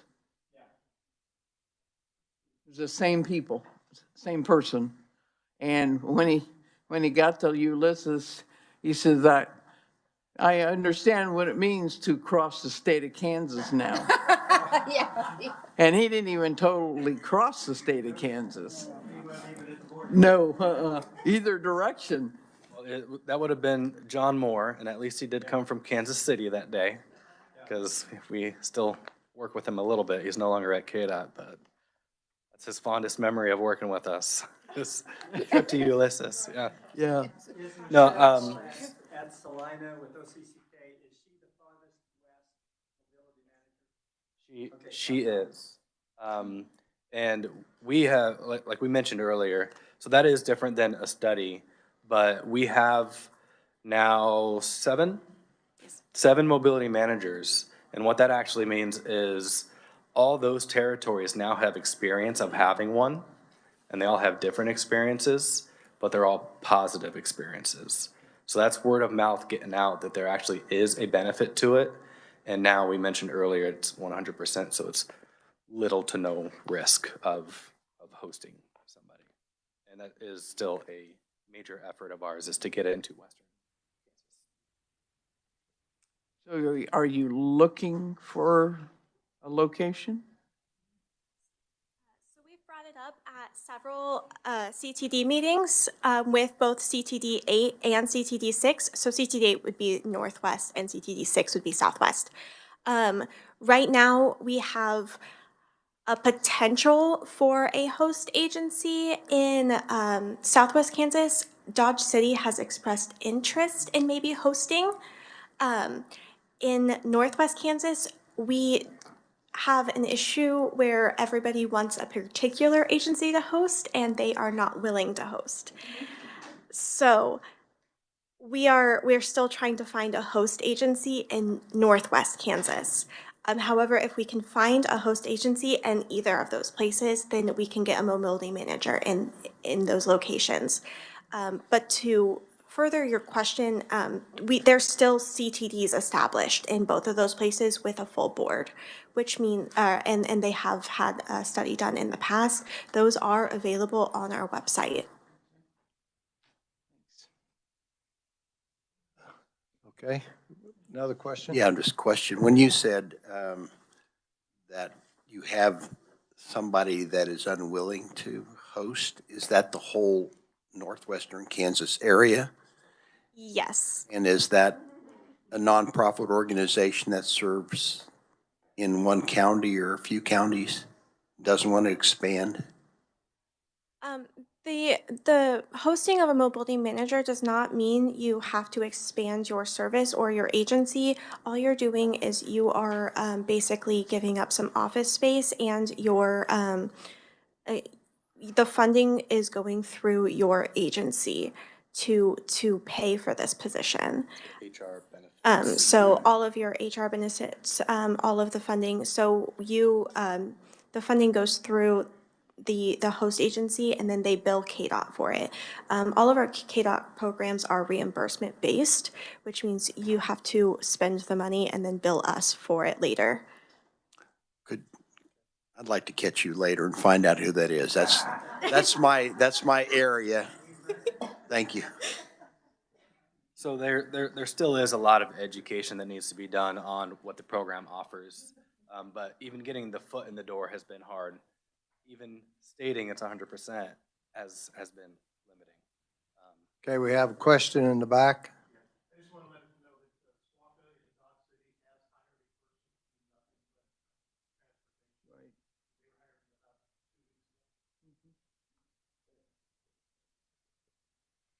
Okay, anything else? I do have a statement. Wellington has expanded to the east, and they put a new 160 highway, and we had to put sidewalks, and the sidewalks that the state was responsible for it. They took the bids, and they made them wide enough that 2 wheelchairs can meet, and the high school kids that walk to school can get out there even on their wheelchairs. So we appreciate that. I'm sure that's coordinated through you guys. So they are working. All right, now, resolution. If you look at the resolution, there's explanations here on one sheet, and the resolution over on the other. There's a lot of stats in this resolution. Overwhelmed. Why do we need all these stats? But after listening to our conversation, personally, I think they need to stay in, and rather than us tear this all apart. Our general committee had a reason for it. Is there anyone here that was on the general committee that come up with this resolution? Okay, so do we have anything that you want to add, subtract to our resolution?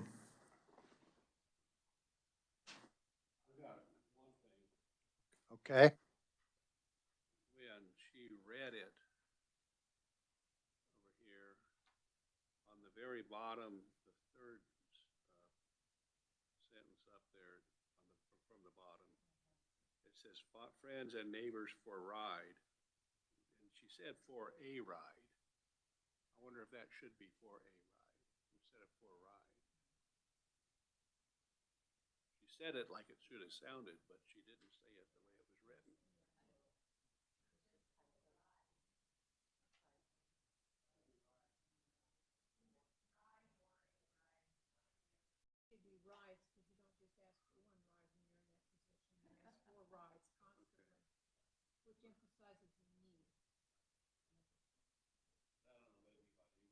So you want to make that as a recommendation, we change ride to rides? Or to change it a ride? Rides, okay. All right. All in favor, say aye. All opposed? Motion carried.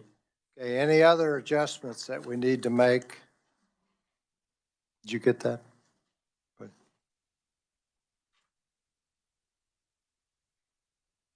Are we satisfied with this as a proposal to give to our chairman and vice chairman as they meet with the legislature?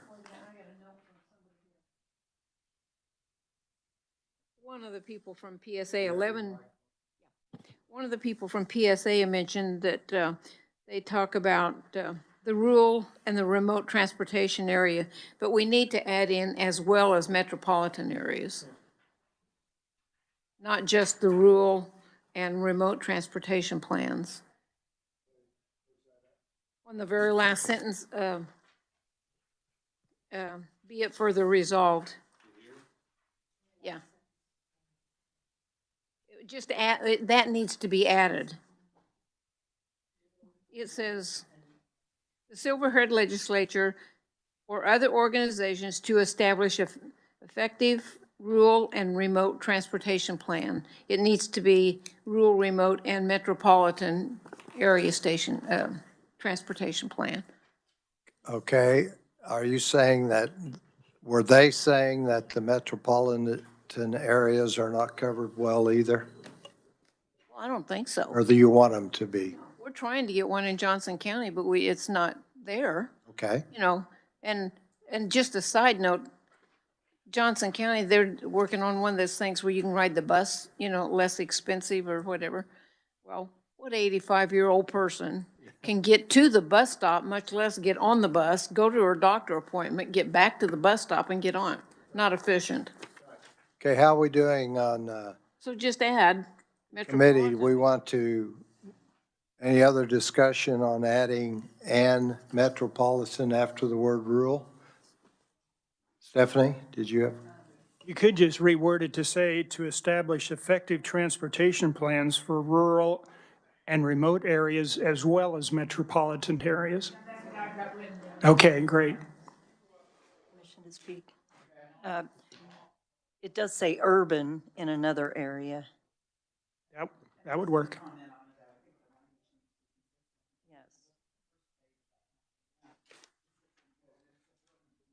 Just a minute. First page, halfway down. Yes, whereas in rural and Yeah. suburban. We can continue that. Yep. Correct. That should be. Right.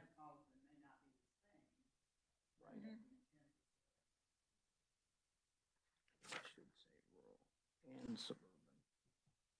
Okay, is that what you had?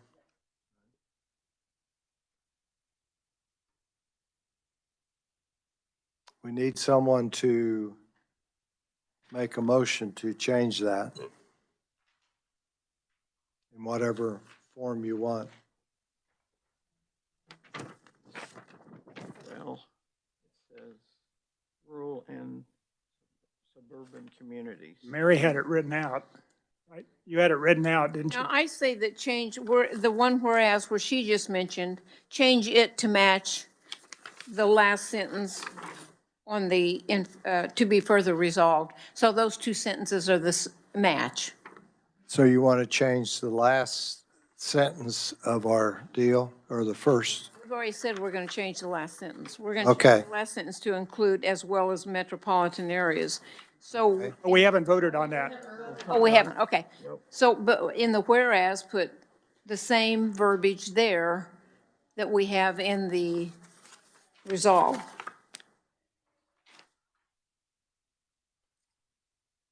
Okay. Does that- So,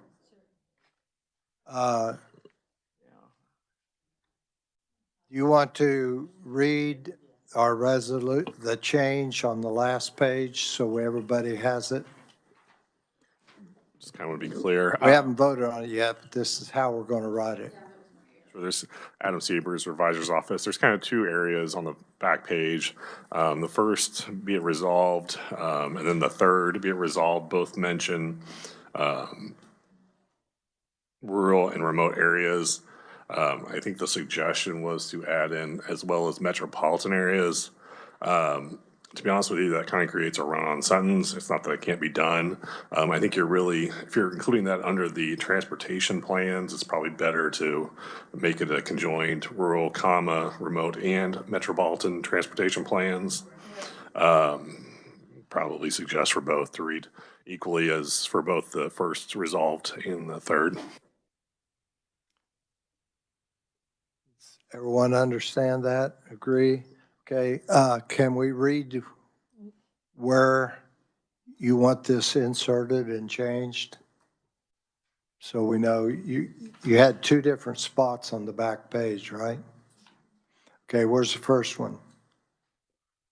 If you look at the first, be it resolved, so you're about halfway down, be it resolved by the silver-haired legislator of the state of Kansas that we urge the legislator of the state of Kansas to continue supporting collaborative community-based transportation systems, including micro-transit support in rural, probably strike and, insert comma, put remote, and then insert and Stop just a metropolitan. second.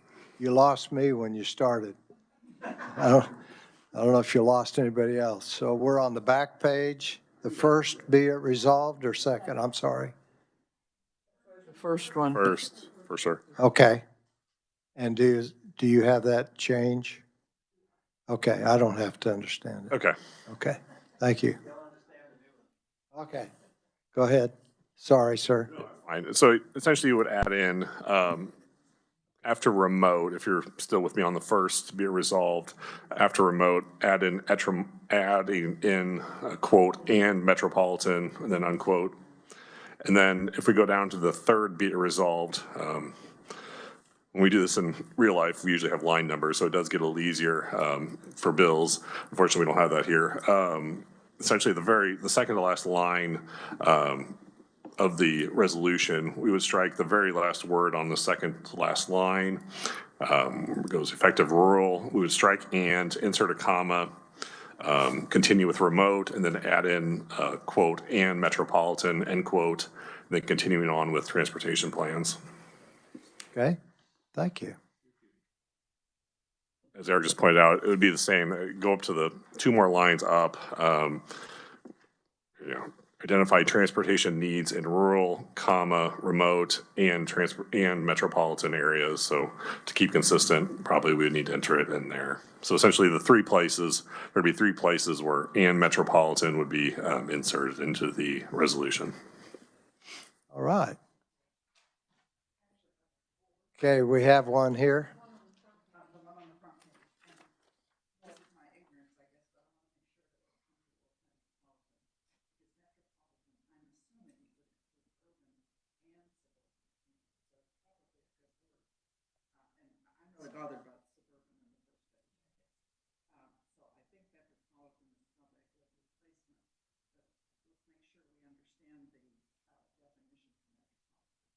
Okay. What's the legal differences?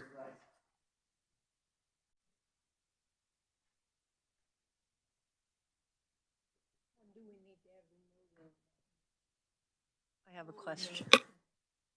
question. So Okay, Stephanie, while he's looking that up, go ahead. on the first page then, are we changing that verbiage as well? We're on the 1, 2, 3, 4. On the fifth, whereas in rural and suburban communities?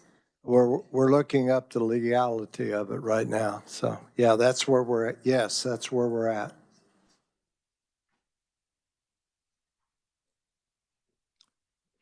Okay. If you change suburban to metropolitan and you say in rural and metropolitan communities where seniors are most likely to live, that's everywhere, isn't it? I mean, it's either rural or metro. So, I mean, the intent of the author here in the first place was probably to say most seniors don't live in metro areas, they're either rural or suburban. So if we're changing this to metro areas, think about what we're doing there. Because I think the intent of this was basically rural, western Kansas, providing transportation for the elderly. But if we want a statewide action, we gotta Right. include everybody. And we'll do better united than we will doing, you do yours and I'll do mine. Right. We use metropolitan because that's consistent throughout the state. So why couldn't we just say statewide? Can we not just say Kansas? Kansas? Community. Yeah.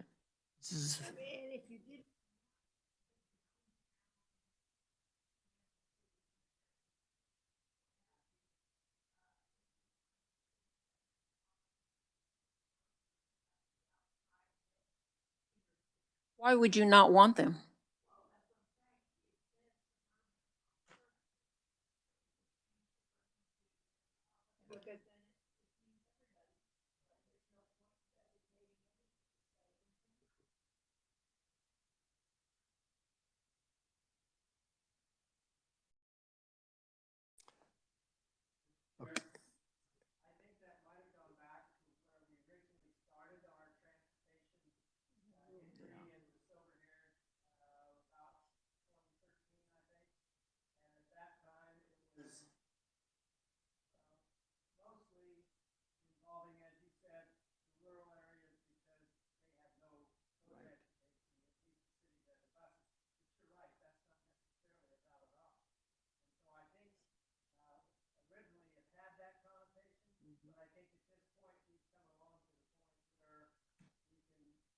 statewide because a person in Shawnee, city that needs transportation to get to a doctor, bus may only get 2 blocks.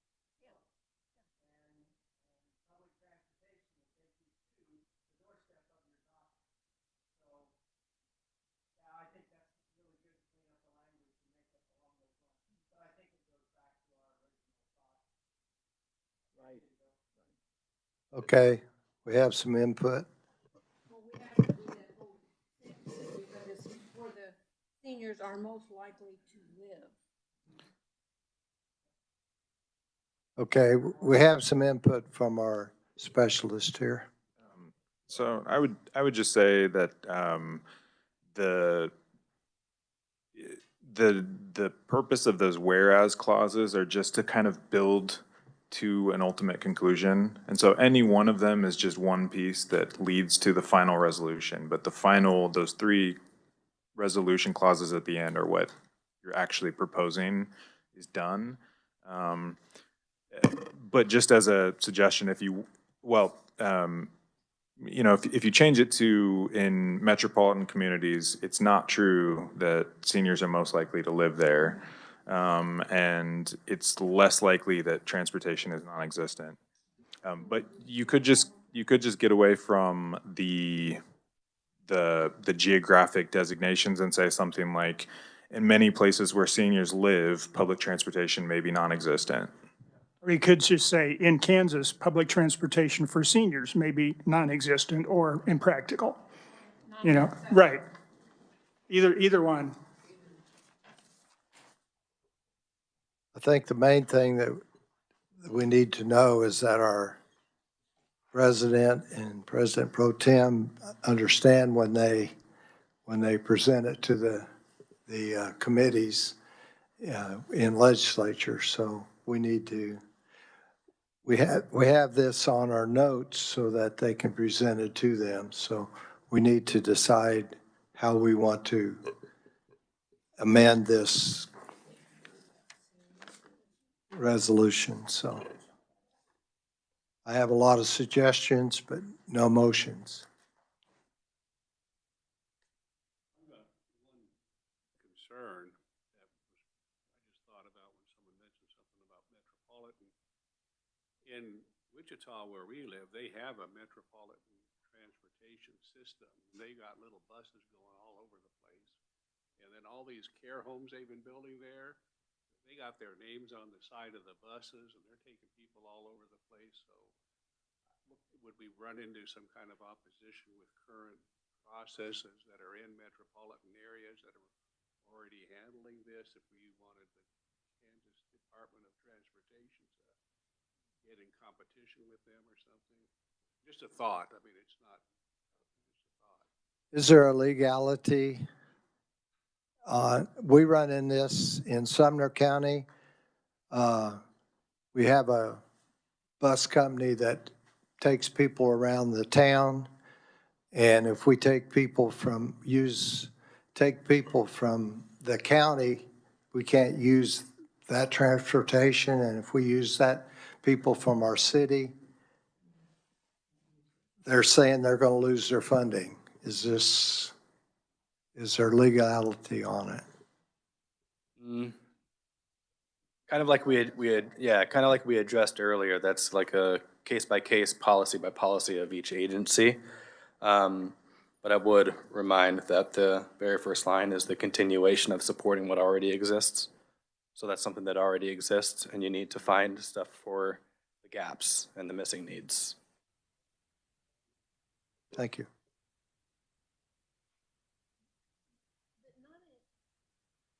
But not including it to be all-inclusive and not worry about where the gaps are. Because if this care center who has the bus and taking people, well, what if they quit? So then you got to go back to the drawing board and you've got to figure out how we're going to get those people included. So just make it statewide, period. All-inclusive. Okay.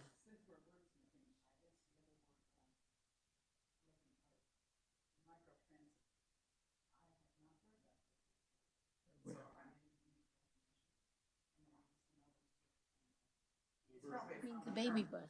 Okay, we have a definition here. Microtransit services, there's a, if you look on the supplemental note that we provided, at the very end, there's a definition there. Refers to the use of multi-passenger vehicles to provide on-demand transportation over short distances in designated service areas. This is the sort of thing that has been discussed where, you know, you call and you ask for a ride or you coordinate, based on an appointment, but that's what that's.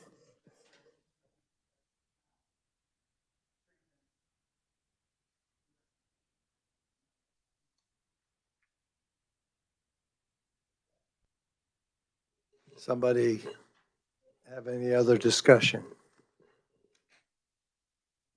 We've made some changes in our discussion, but we haven't done anything to the resolution. So I guess we need a Permission to motion. speak? Yes. In the second line, it talks about collaborative, but I don't see collaborative even in the room for the rest of it. And so is collaborative a requirement for, I mean, are you asking for support and funding for collaborative only? Is it all collaborative? That's my question. What's collaborative? You know, to me, this is kind of, KDOT doesn't necessarily run the transportation systems, these micro transits. So to me, they're kind of working in collaboration with these community-based transportation systems. So that's how I would interpret it.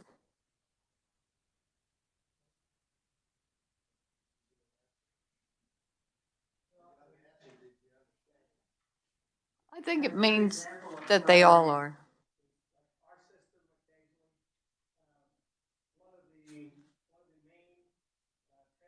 Goes out of Salina.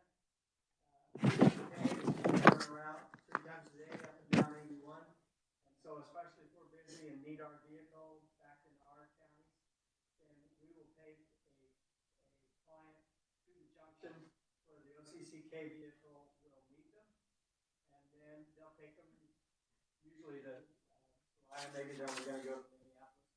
But they'll take them to Salina and then they'll bring them back and we'll meet them at that corner. So that's where the collaborative comes in at. Because you are constantly trying to coordinate with the others. And it works out well if you are working together. Is it a requirement to work together? What'd your mother tell you? We,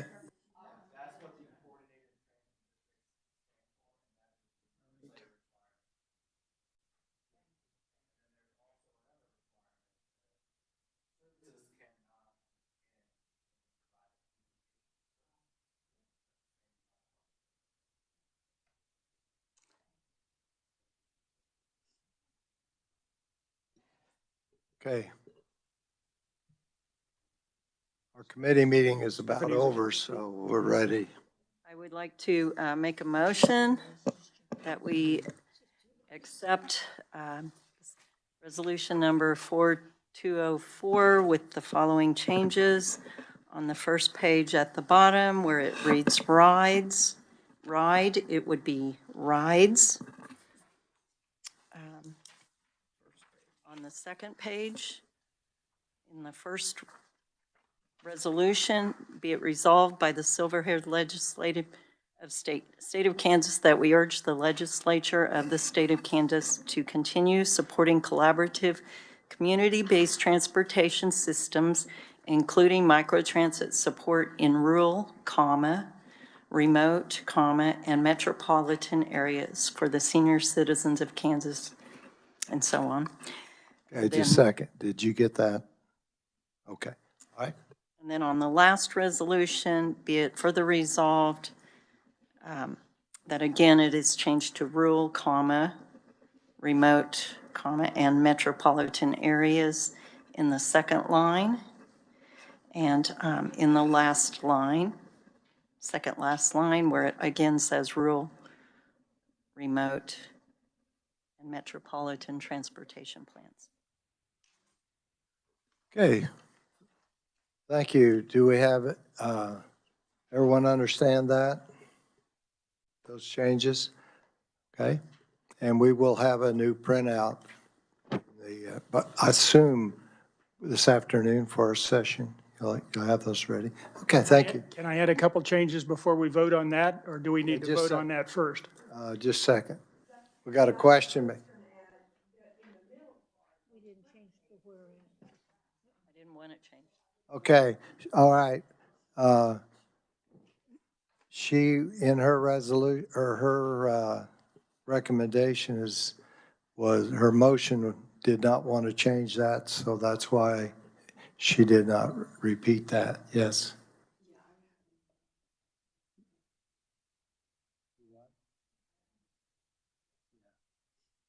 Okay. Yeah, we'll need to vote on her resolution or her motion. Do we have a second?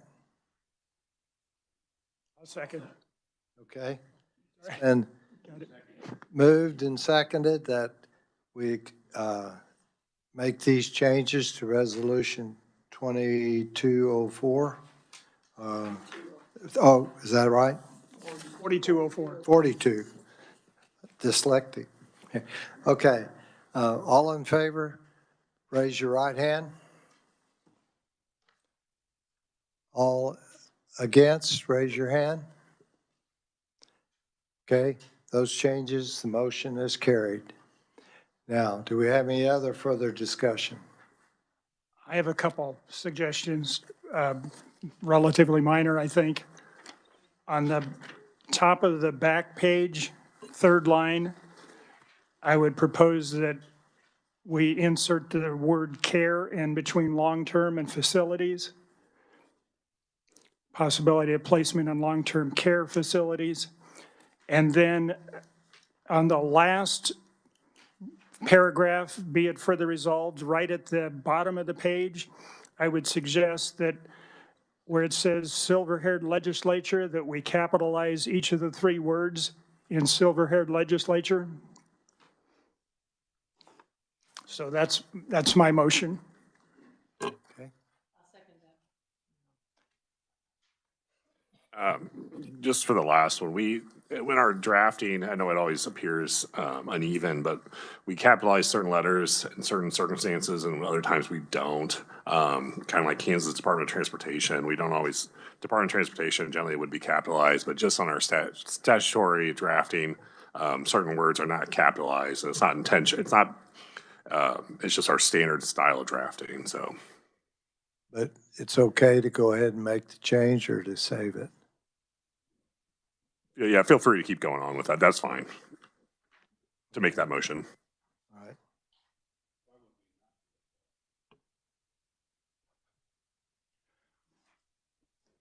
Question is, why would we not make since we are silver-haired legislature, we're making this, we want to make ourselves look good, or what? Well, it's a proper. Yeah. It's a proper name. Yeah.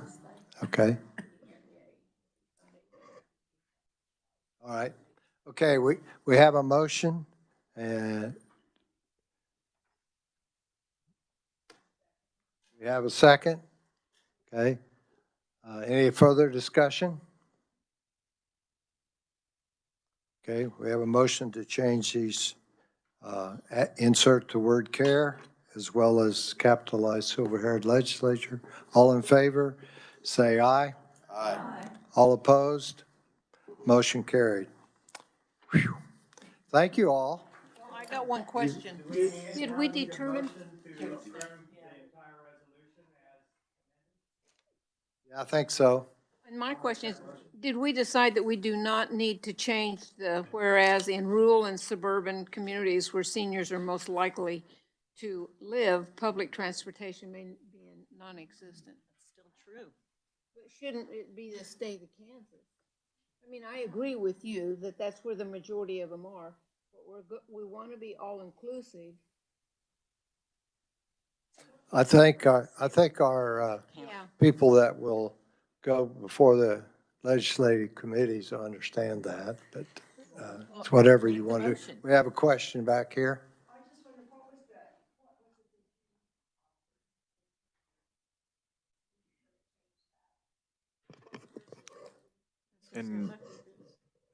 In many places where seniors live, public transportation may be either non-existent or so limited as to prove impractical.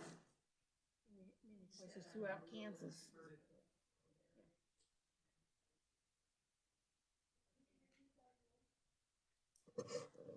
In many places where seniors live, public transportation may be either non-existent or so limited as to prove impractical. Is that a whereas? Okay. Fifth one down. You could suggest. Oh, okay, I move that we accept to insert in rule, in many places where seniors are most likely to live, public transportation may either be non-existent or so limited as to prove impractical. You could just say in many places where seniors live. Isn't that what you said, sir? In many places where seniors live. Well, do we want to change it to many places in the state of Kansas? Well, just the way he read it sounds good, isn't it? Could you read it again, please? Many places where seniors live. He didn't know what he said.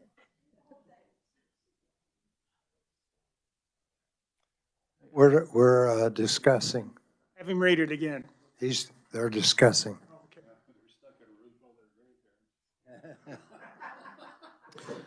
Okay.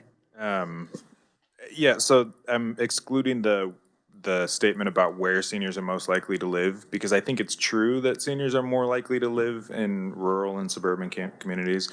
And so I, just that first, from whereas until the comma before public transportation, was suggesting in many places where seniors live, public transportation, and then continuing.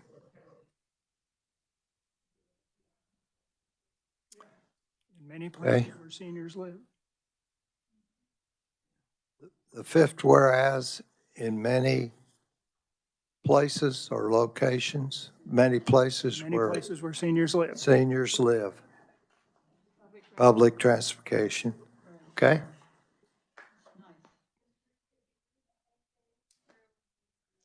Yep, we'll get it. Read the whole rigmarole. Can you? Whereas. Can you read what you're going to give us? Okay. Thank you. So this whereas reads, in many places where seniors live, comma, public transportation may be either non-existent or so limited as to prove impractical, sim and.